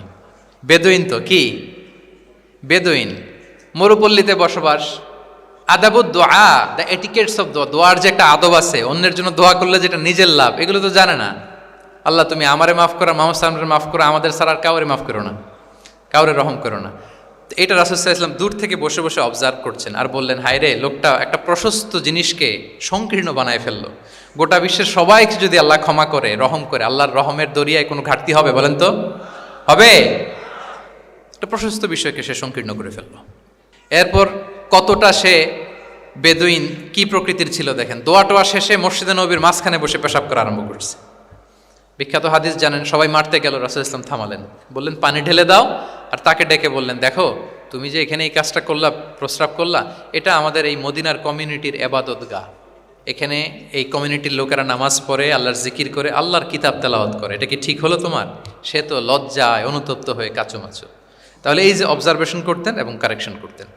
আবার একদিন মসজিদে নববীতে বসা এক সাহাবী এসে নামাজ পড়লেন, নামাজ রাসূল ইসলাম দূর থেকে দেখতেছেন লোকটা কি করে, নামাজ পড়লো 2 রাকাত, পরে এসে নবীকে সালাম দিল, রাসূল ইসলাম সালামের উত্তর দিয়ে বললেন ইরজি' ফাসাল্লি ফাইন্নাকা লাম তুসাল্লি, যাও আবার পড়ো, কারণ তুমি নামাজ পড়ো নাই, মানে নামাজটা ঠিক মতো হয় নাই, ইউ ডিডন্ট অফার ইউর সালাহ in a correct way, proper manner.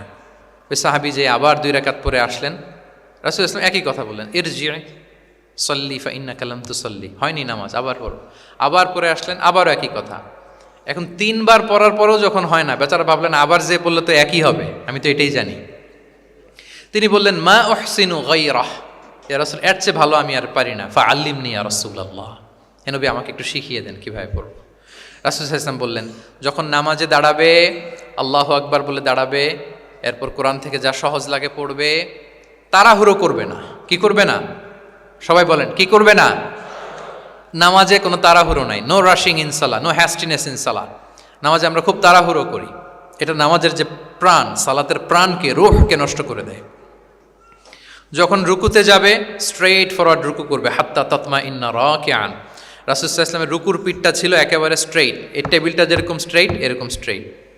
লাউ সাব্বা আলাইহিল মা লাস্তাকার, পানি ভর্তি একটা বোতল যদি রাসূল সাল্লাল্লাহু আলাইহি ওয়াসাল্লামের রুকু দেয়া পিঠের উপর রাখতো, পানিটাও পড়তো না, বোতলটাও পড়তো না, স্ট্রেইট। এরকম উদাহরণ দিয়ে সাহাবারা বলতেন যে এত স্ট্রেইট রুকুর পিঠ যে পানি ভর্তি গ্লাস রাখলে পানিটাও কাঁপবে না, বোতলটাও পড়বে না। রাসূল সাল্লাল্লাহু আলাইহি ওয়াসাল্লাম বলতেন সবচেয়ে বড় চোর যারা নামাজে চুরি করে। সাহাবারা বললেন এটা আবার কিভাবে? তিনি বললেন লা ইউতিম্মু রুকুআহু ওয়া সুজুদাহ, তারা নামাজের চোর যারা রুকু সেজদা ঠিক মতো করে না। তো বললেন যে রুকু থেকে আবার স্ট্রেট হয়ে দাঁড়াবে, যখন সিজদায় যাবে ইতমিনানের সাথে, উইথ রিল্যাক্সেশন। নামাজের মধ্যে কি থাকবে? রিল্যাক্সেশন থাকবে। কি থাকবে বলেন? হ্যাঁ, রিল্যাক্সেশন থাকবে। যখন বললেন যে এই 1 রাকাত যেমনি তোমাকে শিখালাম সব নামাজ তুমি এইভাবে পড়বা, উইথ রিল্যাক্সেশন, নো রাশিং, তখন সাহাবী শিখে গেলেন। তাহলে এই যে অবজারভেশন অ্যান্ড কারেকশন, দেখতেন হোয়াটস গোয়িং অন অ্যারাউন্ড, কি হচ্ছে, ভুল হলেই শুধরে দিতেন। হজের দিন উনি ওটের সামনে বসা, পেছনে ফদল ইবনে আব্বাস রাদিয়াল্লাহু তাআলা আনহু, আব্দুল্লাহ ইবনে আব্বাসের ভাই, রাসূল সাল্লাল্লাহু আলাইহি ওয়াসাল্লামের কাজিন, রাসূল সাল্লাল্লাহু আলাইহি ওয়াসাল্লামের কি কাজিন। তো রাসূল সাল্লাল্লাহু আলাইহি ওয়াসাল্লাম বিভিন্ন মাসআলার উত্তর দিচ্ছেন। কি করতেছেন? মাসআলার উত্তর দিচ্ছেন। রাসূল সাল্লাল্লাহু আলাইহি ওয়াসাল্লাম হজ করেছিলেন কয়টা বলেন তো দেখি, কে জানে? হ্যাঁ, মাত্র একটা করছে। ঠিকঠাক আছে তো উত্তর? সবাই বলেন কয়টা হজ করেছিলেন? হ্যাঁ, আসলে রাসূল সাল্লাল্লাহু আলাইহি ওয়াসাল্লাম কেবলমাত্র জীবনে কয়টা হজ করেছেন? একটা হজ করেছেন, 4টা উমরা করেছেন। আচ্ছা, এবার যেহেতু একটা হজ করেছেন, মানুষের অনেক ভুল হয়ে যাওয়া তো খুব স্বাভাবিক। কি বলেন? স্বাভাবিক না? স্বাভাবিক। ফলে 10 জিল হজ, যেটা ভেরি হ্যাকটিক ডে, একদিনে অনেক কাজ করতে হয়, 5টা কাজ। জামরায় স্টোনিং করতে হয়, পাথর মারো, স্লটার করো, প্রাণী জবাই করো, মাথার চুল ফেলে দাও, আবার চলে যায় মক্কায়, ফরজ তাওয়াফ করো, সাই করো, ফিরে আসো। এই যে 5টার সিকোয়েন্স অনেকে রাখতে পারে না, ভুল করে ফেলে। এখন 1400 বছর পরে মুআল্লিমরা এত তালিমের পরেও আমরা ভুল করে ফেলি। তাহলে ওই সময় কি হয়েছিল বলেন? এটা ছিল প্রথম হজ। তো রাসূল সাল্লাল্লাহু আলাইহি ওয়াসাল্লাম জানেন আজকে তো অনেক ভুল করবে, তিনি আকাবা, মিনার পাশে আকাবার এখানে হেল্পলাইন সার্ভিস চালু করছেন, মানে নিজে দাঁড়ায় আছেন, দেখি কার কি ভুল হয় জিজ্ঞেস করলে মাসালা বলে দেব। সুবহানাল্লাহ। তো এসে একজন বলে যে ইয়া রাসূলুল্লাহ, আমি তো ওই আগে কুরবানি পরে চুল কাটা, আমি আগে চুল কেটে ফেলছি। রাসূল সাল্লাল্লাহু আলাইহি ওয়াসাল্লাম বলে ইফআল ওয়ালা হারাজ, ওকে কোনো সমস্যা নেই, যাও। আরেকজন এসে বলে আমি তো আগে এটা করছি। ওই দিন যাই নবীকে জিজ্ঞেস করা হয়েছে, নবী সাল্লাল্লাহু আলাইহি ওয়াসাল্লাম ফ্লেক্সিবিলিটি দিয়ে দিয়েছেন, বলে করো, অসুবিধা নাই। তো ওই যে দাঁড়িয়ে তিনি মাসালা বলতেছেন, পেছনে ছিল ফদল ইবনে আব্বাস, ছোট সাহাবী, তরুণ। তো খাসাআম গোত্রের এক নারী আসছিল একটা মাসালা জিজ্ঞেস করতে, and she was a very beautiful lady, বেশ সুন্দরী ছিল। তো এসে রাসূল সাল্লাল্লাহু আলাইহি ওয়াসাল্লামকে যখন প্রশ্ন করতেছে, ফদল ইবনে আব্বাসের নারীর দিকে তাকায় আছে, এবং ওই নারীও ফদল ইবনে আব্বাসের দিকে তাকায় আছে। রাসূল সাল্লাল্লাহু আলাইহি ওয়াসাল্লাম উত্তরও দিচ্ছেন, আবার খেয়াল করতেছেন যে চোখাচোখি হয়ে যাচ্ছে। যখনই তিনি অবজার্ভ করলেন যে ফদল ইজ ক্রসিং দ্য লিমিট। একবার চোখ পড়তে পারে, তারপর তো নামিয়ে ফেলতে হবে। সে যখন তাকিয়ে আছে, নারীও তাকিয়ে আছে, তখন রাসূল ইসলাম কি করলেন? ওয়াজা আলান নবী ইসলাম ইয়াসরিফু ওয়াজহাল ফদলি ইলা শিক্কিল আখার, সাথে সাথে ফজলকে বললেন, ফজল ওইদিকে না, এদিকে তাকাও। এটা সরাসরি হাদিসের অনুবাদ করে শোনাচ্ছি, আমার পক্ষ থেকে না, এবং বুখারীর হাদিস।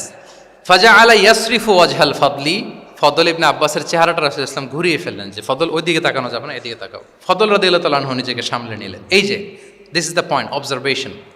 এটা কি বলে? Observation and correction. রাসূল ইসলাম he was a very good observer, what's going on around, কি চলতেছে সব দিকে চোখ কান খোলা। বাংলায় কি বলে? বাংলায় বললে বুঝবেন ভালো, চোখ কান খোলা রাখতে হবে। তো রাসূল ইসলাম খেয়াল করলেন এবং ওনার চেহারা ঘুরিয়ে দিলেন। এভাবে তিনি কেউ ভুল করলে শুধরে দিতেন। এবং শুধরে দেওয়ার আরেকটা নিয়ম রাসূল সাল্লাল্লাহু আলাইহি ওয়াসাল্লাম, আল্লাহু আকবার, অনেক পয়েন্টস এখানে, যে কিভাবে তিনি অন্যের ভুল শুধরাতেন। আমরা কিভাবে ভুল শুধরাই? বাংলাদেশের যে টেন্ডেন্সি, কেউ ভুল করলে আর মাইক্রোফোন যদি পাই যে মাহফিলে, এইবার তো পাইছি ওই বেটারে, ও কাফের, ওর দাদা কাফের, ওর 14 গোষ্ঠী কাফের, ও মারা যাওয়ার পরে যেখানে কবর দিবে ওই কবরের উপর যে ঘাস উঠবে, ওই ঘাস যে গরু খাবে, ওই গরুর দুধ যে খাবে ও কাফের। মানে 14 গোষ্ঠীকে কাফের বানাই দিচ্ছে। আমি জাস্ট সিনারিওটা আপনাদের সাথে শেয়ার করি যে নিয়ম হচ্ছে কি। লেটস সে আমার একজন কো স্পিকার কোনো কিছু একটা ভুল করে ফেলছে, তার জানা নাও থাকতে পারে, আবার আমারও একটা জিনিস জানা নাও থাকতে পারে। কেউ ভুল করলে শুধরানোর নিয়ম হচ্ছে সে যে ভুলটা করলো এটা যে ভুল এটা জানানো, যে অনেকে এরকম এরকম বলে, আসলে এটা ঠিক না, বরং ঠিক হচ্ছে এটা এবং এর পক্ষে দলিল হচ্ছে এটা, জাস্ট এটা বলে দাও। এটা যদি বলে দেয় তাহলে কি হবে? যে ভুল করছে সে যখন শুনবে, তার নাম তো আর বলা হয় নাই, সে তো বুঝে যাবে এটা তো আমি ভুলটা করছি, ফলে আমি শুধরে গেলাম, ওই লোক শুধরে যাবে। আর বাকি যারা লিসেনার, শ্রোতা, তারা সবাই সতর্ক হয়ে যাবে। তাইলে যেটা উদ্দেশ্য ছিল কাউকে শুধরানো, ওটা হয়ে গেছে না? কারো নাম নেওয়া প্রয়োজন হয়েছে? বলেন তো। রাসূল সাল্লাল্লাহু আলাইহি ওয়াসাল্লাম যখন কাউকে কারেক্ট করতেন তখন কখনো কারো নাম ধরে শুধরাতেন না, কারেক্ট করতেন না। আল্লাহু আকবার। নাম ধরে শুধরাতেন না, পাছে না সে লজ্জা পেয়ে যায়, পাছে না সে বিব্রত হয় মানুষের সামনে। সুবহানাল্লাহ। অন্যের রাইটস, অন্যের ব্যক্তিত্বের ব্যাপারে কতটা মর্যাদাশীল ছিলেন। কারণ কারো নাম ধরে তো আমার শুধরানোর দরকার নেই, এটা যে ভুল সোসাইটিকে এটা জানালেই হবে। তাহলে যে ভুল করছে সে শুধরে গেল, বাকিরা সতর্ক হয়ে গেল, ঠিক না? আচ্ছা, 3 সাহাবী মিলে একবার ভাবলো রাসূল সাল্লাল্লাহু আলাইহি ওয়াসাল্লাম বাড়িতে কি কি আমল করে, আমরা একটু আম্মাজানদের জিজ্ঞেস করি, তাহলে আমরাও আমাদের আমল একটু বাড়াবো। যে জিজ্ঞেস করলো যে আম্মাজানরা একটু বলেন তো উনি বাসায় কি কি ইবাদত করে, কতটুকু কোরআন পড়ে, তাহাজ্জুদ কেমনে পড়ে। আম্মাজানরা বর্ণনা দিলেন। বর্ণনা শোনার পরে কান্নাহুম তাকাল্লুহা, ওনাদের কাছে একটু কম মনে হইলো, মানে অনেক এক্সপেকটেশন নিয়ে আসছিল। তারা ভাবছিল মানে রাতে ঘুমাই না, সারা রাত তাহাজ্জুদ আর কান্নাকাটি করে রাসূল ইসলাম কাটায় দেয়, তাদের এরকম একটা ধারণা ছিল। কিন্তু এসে শুনে যে না, আসার পরে নাকি ঘুমোতে যায়, অনেকক্ষণ ঘুমিয়ে সেই মাঝরাতে নাকি ওঠে। যা যা বর্ণনা শুনলো কান্নাহুম তাকাল্লুহা, এদের কাছে একটু কম মনে হলো। তো একজন বলতেছে, আরে কম না, আইনা নাহনু মিন রাসূলিল্লাহ, কোথায় আল্লাহ রাসূল আর কোথায় আমরা। গফিরা লাহু মা তাকাদ্দামা মিন যামবিহি ওয়া মা তাআখার, ওনার তো আগের পরের সব গুনাহই মাফ। আদতে তো গুনাহই নাই, নবীরা তো মাসুম।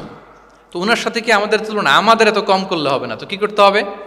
একজন বলে যে আজকে থেকে আমি আর ঘুমাবোই না সারা রাত তাহাজ্জুদ করবো। আচ্ছা, আরেকজন বলে আমি আর না খেয়ে মানে রোজা ছাড়া থাকবো না, আমি সাওমে ভিসাল করব, সারা বছর রোজা রাখবো, যা করে আল্লাহ, রোজা থামাবো না, আমি রেগুলার রোজা রেখেই যাব।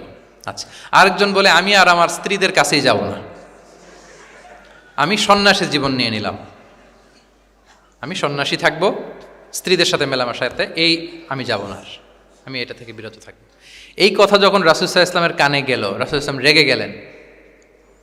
রেগে গিয়ে সাহাবীদেরকে জড়ো করলেন। জড়ো করে তিনি বলতে আরম্ভ করলেন, তিনি বললেন, আনতুমুল্লাযীনা কুলতুম কাযা ওয়া কাযা, আচ্ছা তোমাদের মধ্যে কে কে নাকি এরকম এরকম বলছে।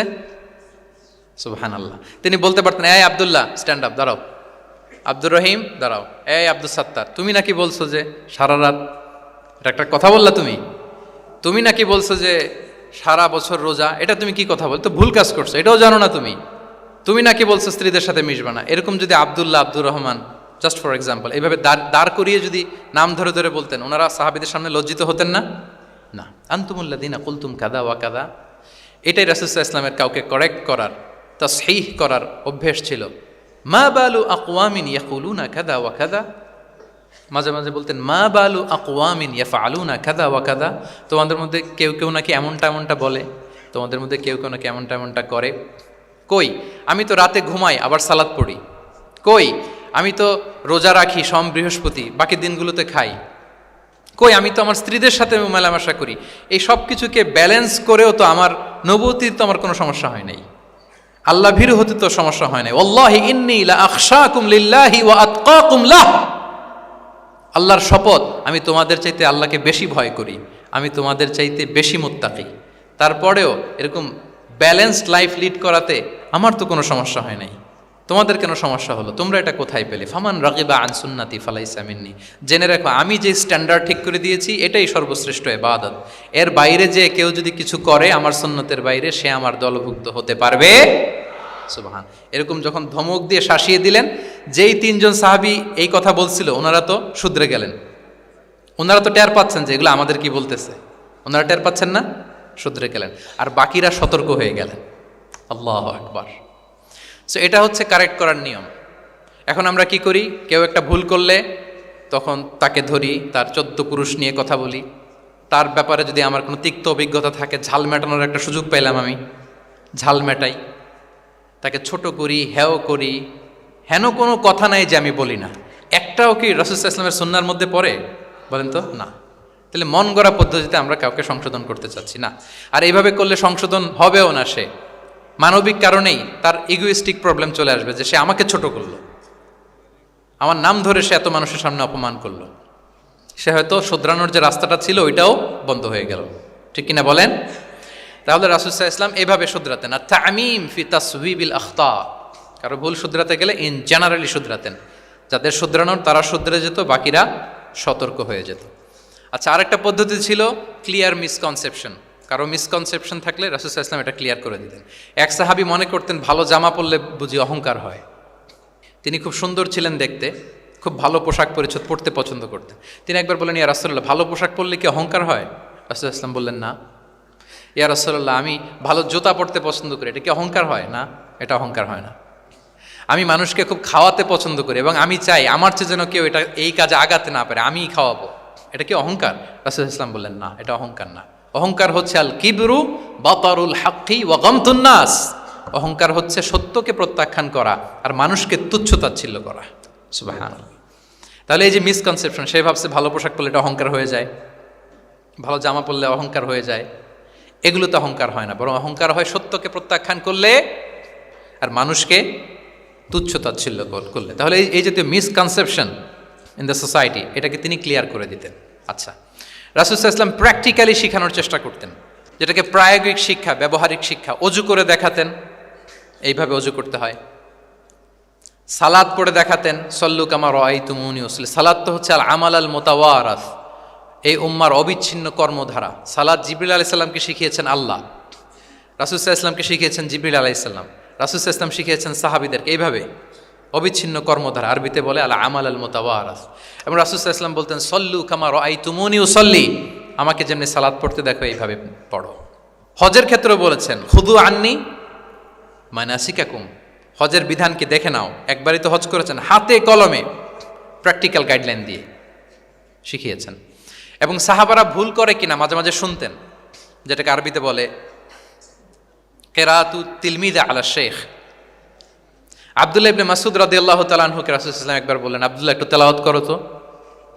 তিনি বললেন, আকরাউ আলাইকা ওয়া আলাইকা উনজিল, হে নবী, আমি আপনার সামনে দাঁড়ায় তেলাওয়াত করব, আপনার উপর কোরআন নাজিল হয়।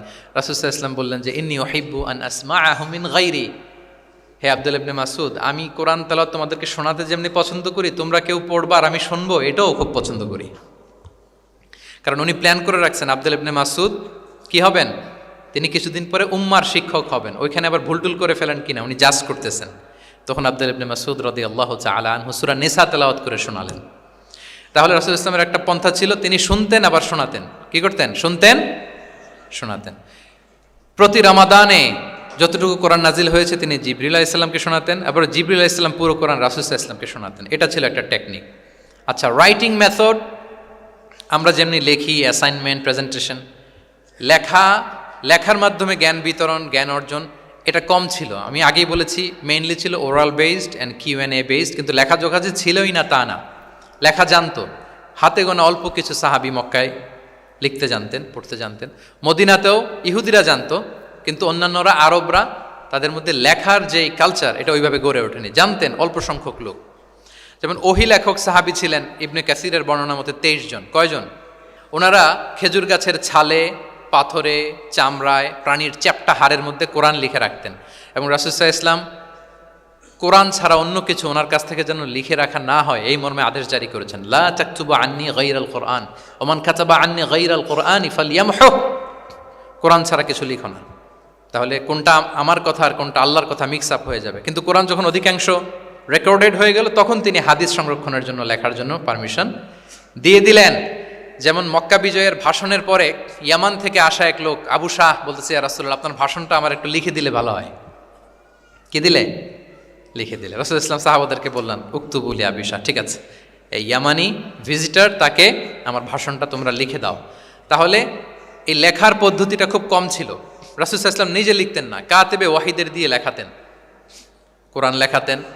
সপ্তম হিজরিতে যখন সুপার পাওয়ারদেরকে চিঠি লিখিয়েছিলেন, কাতেবে ওয়াহিদেরকে দিয়ে চিঠি লিখিয়েছেন, এটা রাসূল ইসলাম করতেন। আচ্ছা, সফট স্কিল ডেভেলপমেন্টের ব্যাপারে রাসূল ইসলাম উদ্বুদ্ধ করেছেন। লার্নিং ফরেন ল্যাঙ্গুয়েজ, যেটা কমিউনিকেশন স্কিল, ভাষা জানা, এটা খুব জরুরি। আরবি, ইংরেজি, বাংলা, 3টা ভাষা জানেন কে কে? দেখি ছাত্রদের মধ্যে প্যারালাল, লাইক নেটিভ আর নেয়ার নেটিভ, 5-7 জন আছে না? ল্যাঙ্গুয়েজ আরো ভালো জানতে হবে। আরবিতে একেবারে ফ্লুয়েন্ট হইতে হবে, ইংরেজিতে ফ্লুয়েন্ট হইতে হবে। এই 2টা ল্যাঙ্গুয়েজ যদি আপনার হাতে থাকে, you can win the world for sure, I am telling you. গোটা বিশ্ব আপনি জয় করে ফেলতে পারবেন। তাহলে IIUC তো এটার একটা সেন্টার, খুব চমৎকার সুযোগ এখানে আছে আরবিতে মাস্টার হওয়া, ইংরেজিতে মাস্টার হওয়া। তাহলে সফট স্কিল ডেভেলপমেন্টের ব্যাপারে রাসূল ইসলাম উৎসাহিত করেছেন। কিভাবে? ইহুদিরা যখন চিঠি লিখতো, কোন ভাষা লিখতো জানেন? হিব্রু ভাষায়, হিব্রু ল্যাঙ্গুয়েজে। এখন এইটা বোঝার জন্য রাসূল ইসলাম এক ইহুদিকে হায়ার করতে হইতো, যে তুমি একটু পরে বলো তো ওরা কি লিখলো। আচ্ছা, এটা লিখছে। এর বিপরীতে রাসূল যখন আবার চিঠি লিখবেন, তখন এক ইহুদিকে ডাকতে হইতো, যে আমি বলতেছি আরবিতে, তুমি এটা হিব্রুতে ট্রান্সলেট করে পাঠাও। তো যেহেতু ইহুদিরা বিশ্বাসঘাতকতার অনেকগুলো ইনসিডেন্ট আছে, ট্রেচারি, বিট্রেয়াল ইনসিডেন্ট অনেকগুলো আছে, রাসূল ইসলাম বললেন আমি ইহুদিদেরকে বিশ্বাস করতে পারি না, কারণ একজনটা নিয়ে আসলাম, চিঠি একটা লিখছে একটা, সে অর্থ শোনাইলো আরেকটা। আমি বললাম লিখতে একটা, সে বিশ্বাসঘাতকতা করে লিখে দিল আরেকটা, তাহলে ঝামেলা হয়ে যাবে না?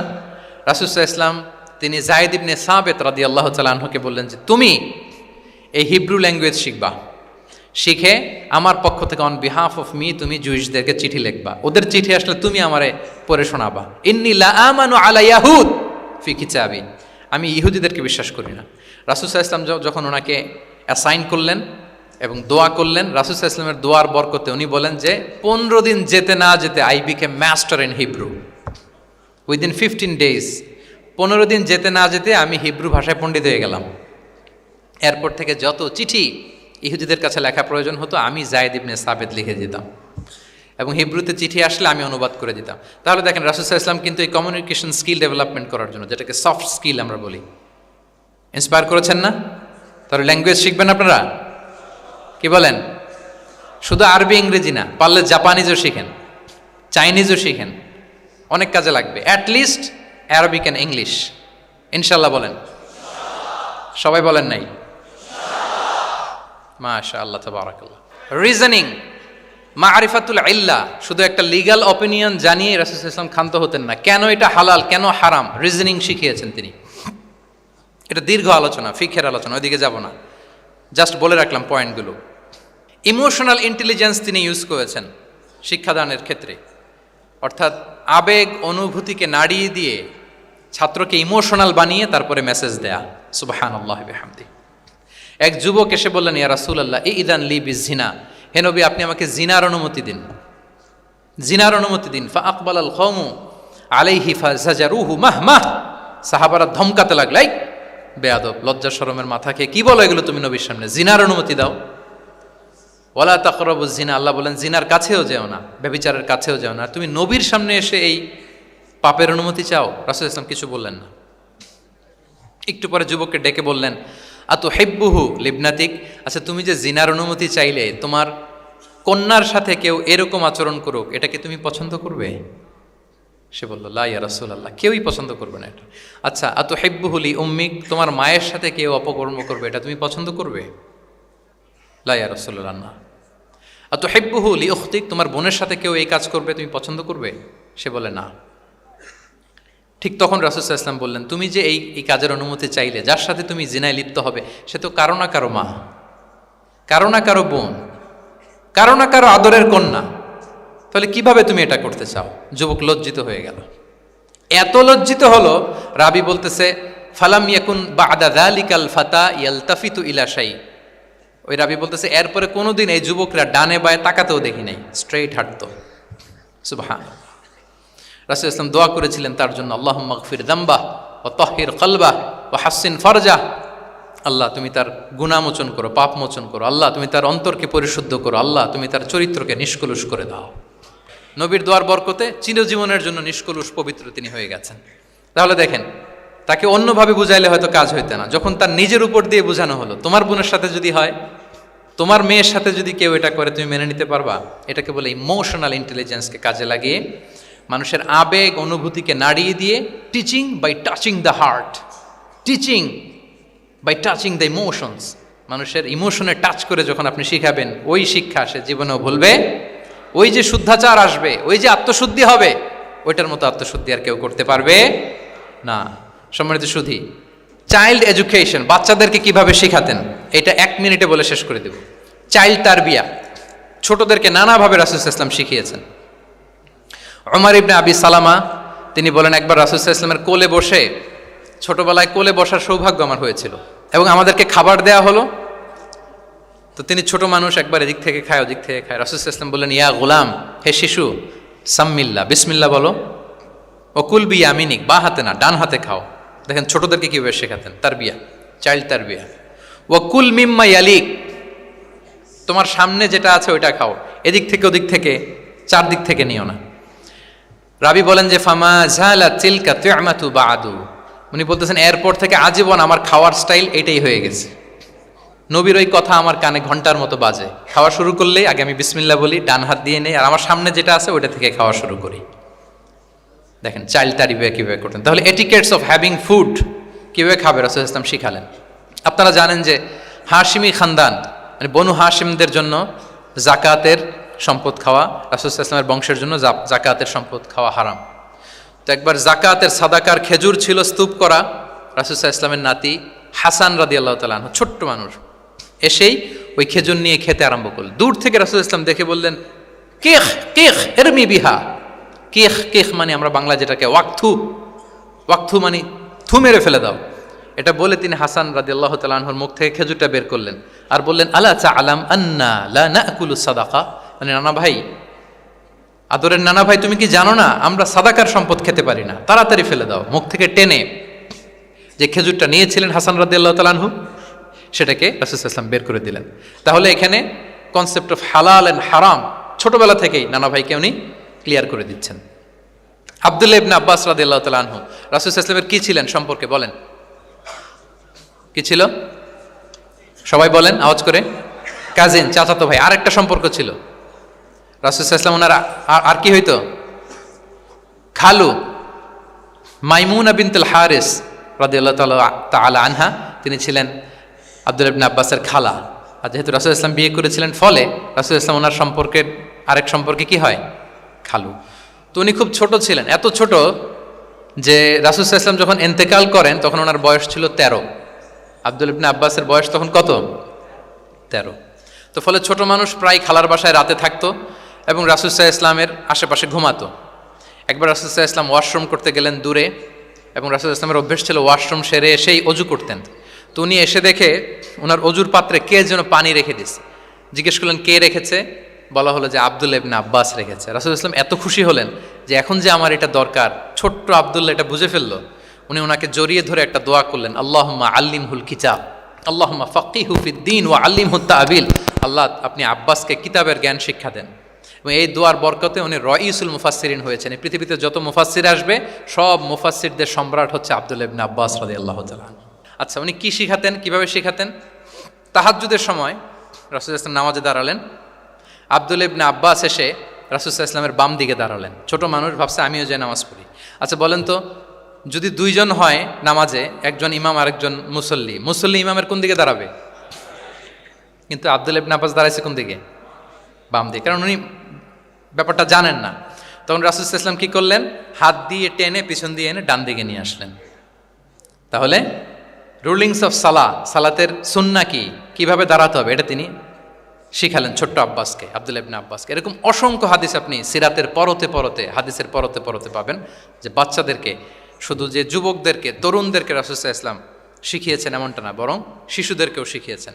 এইভাবে রাসূল সাল্লাল্লাহু আলাইহি ওয়াসাল্লাম এমন এক শিক্ষা পদ্ধতি আমাদের জন্য উপহার দিয়েছেন, যেটার মধ্য দিয়ে তিনি শ্রেষ্ঠতম প্রজন্ম, the best generation ever on আর্থ, যেটা আমি শুরুতে বলেছি, এবং তার ধারাবাহিকতা এর পরের প্রজন্মকেও শ্রেষ্ঠ প্রজন্ম বলা হয়েছে। এর পরের প্রজন্ম, তিনটা জেনারেশন এই শিক্ষার, এই ওহির জ্ঞানের শিক্ষার ছোঁয়ায় তারা শ্রেষ্ঠ প্রজন্ম হয়েছে রাসূল সাল্লাল্লাহু আলাইহি ওয়াসাল্লামের এই শিক্ষা পদ্ধতির মধ্য দিয়ে।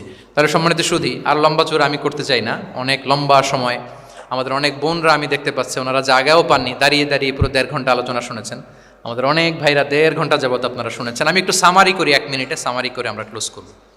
আমরা যদি সামারি করি যে রাসূল সাল্লাল্লাহু আলাইহি ওয়াসাল্লামের শিক্ষা পদ্ধতিটা কেমন ছিল, এটা উৎসাহমূলক ছিল, আশাব্যঞ্জক, মানে মানুষের, যেটা মানুষকে আশাবাদী করে তোলে, হপফুল বানায়। এটা মানুষকে কি বানায়?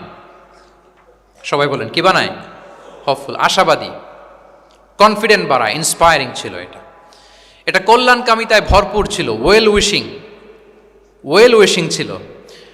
আমরা যেমনি কারো কথা শুনেই তার উত্তর দেই বা মাসালা বলে দেই, এরকম না। রাসূল সাল্লাল্লাহু আলাইহি ওয়াসাল্লাম, ইংরেজিতে এটাকে বলে এমপ্যাথেটিক, মানে খুব বেশি সুবিবেচক। He not only listen to the suffering of others, he use to feel it. তিনি ফিল করতেন। একজন এসে বলতেছে যে আমার এই সমস্যা, এটার এখন আমি কি করব? আমি জাস্ট বললাম এটার ইসলামী সমাধান এইটা, এটা হচ্ছে একটা। রাসূল ইসলাম এরকম না, যে বলতেছে তার কষ্টটা তিনি ফিল করার চেষ্টা করতেন, ফিল করে তখন তাকে গাইডলাইন দিতেন। এটাকে বলে এমপ্যাথেটিক, ওয়েল উইশিং ম্যানারের, কল্যাণকামিতায় ভরপুর ছিল তার শিক্ষাদান পদ্ধতি। পরামর্শমূলক ছিল, যেখানে ম্যান্টরিং ছিল, কাউন্সেলিং ছিল। মানে শুধু টিচার হলে এটার আউটপুট একটা, কিন্তু if you work like a mentor, আপনি আপনার শিক্ষার্থীদেরকে মেন্টরিং করতেছেন, তাদেরকে কাউন্সেলিং করতেছেন, এটার আউটপুট হবে অন্যরকম। রাসূল সাল্লাল্লাহু আলাইহি ওয়াসাল্লাম, হি worked as a mentor and councillor for the সাহাবা। সুবহানাল্লাহ। রাসূল সাল্লাল্লাহু আলাইহি ওয়াসাল্লামের দেওয়ার শিক্ষাটা ছিল বেসিক্যালি অ্যাডভাইজারি।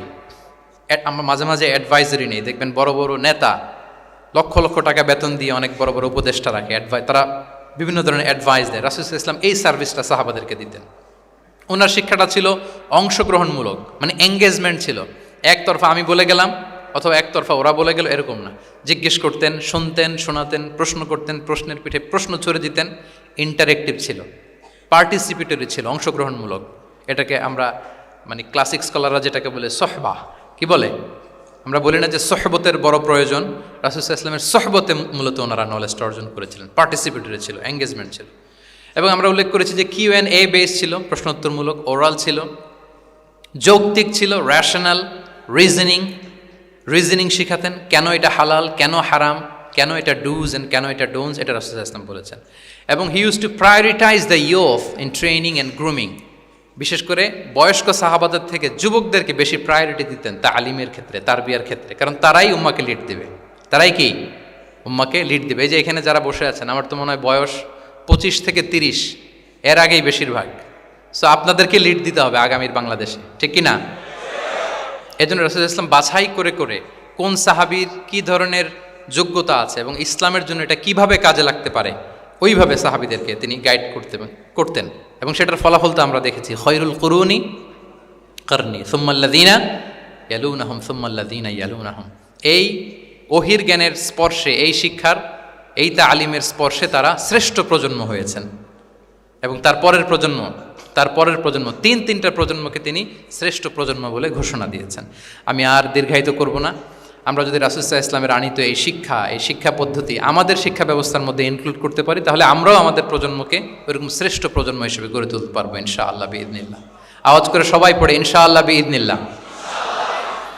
আমি সবাইকে আবারও অন্তরের অন্তঃস্থল থেকে শুকরিয়া জানাই। Discourse on prophetic teaching methodology, এই শিরোনামের আলোচনা প্রায় 1.5 ঘন্টা যাবৎ খুব মনোযোগের সাথে আপনারা শুনেছেন। আল্লাহ তাআলা আপনাদের সবাইকে কবুল করুন, আপনাদেরকে ভালো রাখুন, ঈমানের সাথে রাখুন।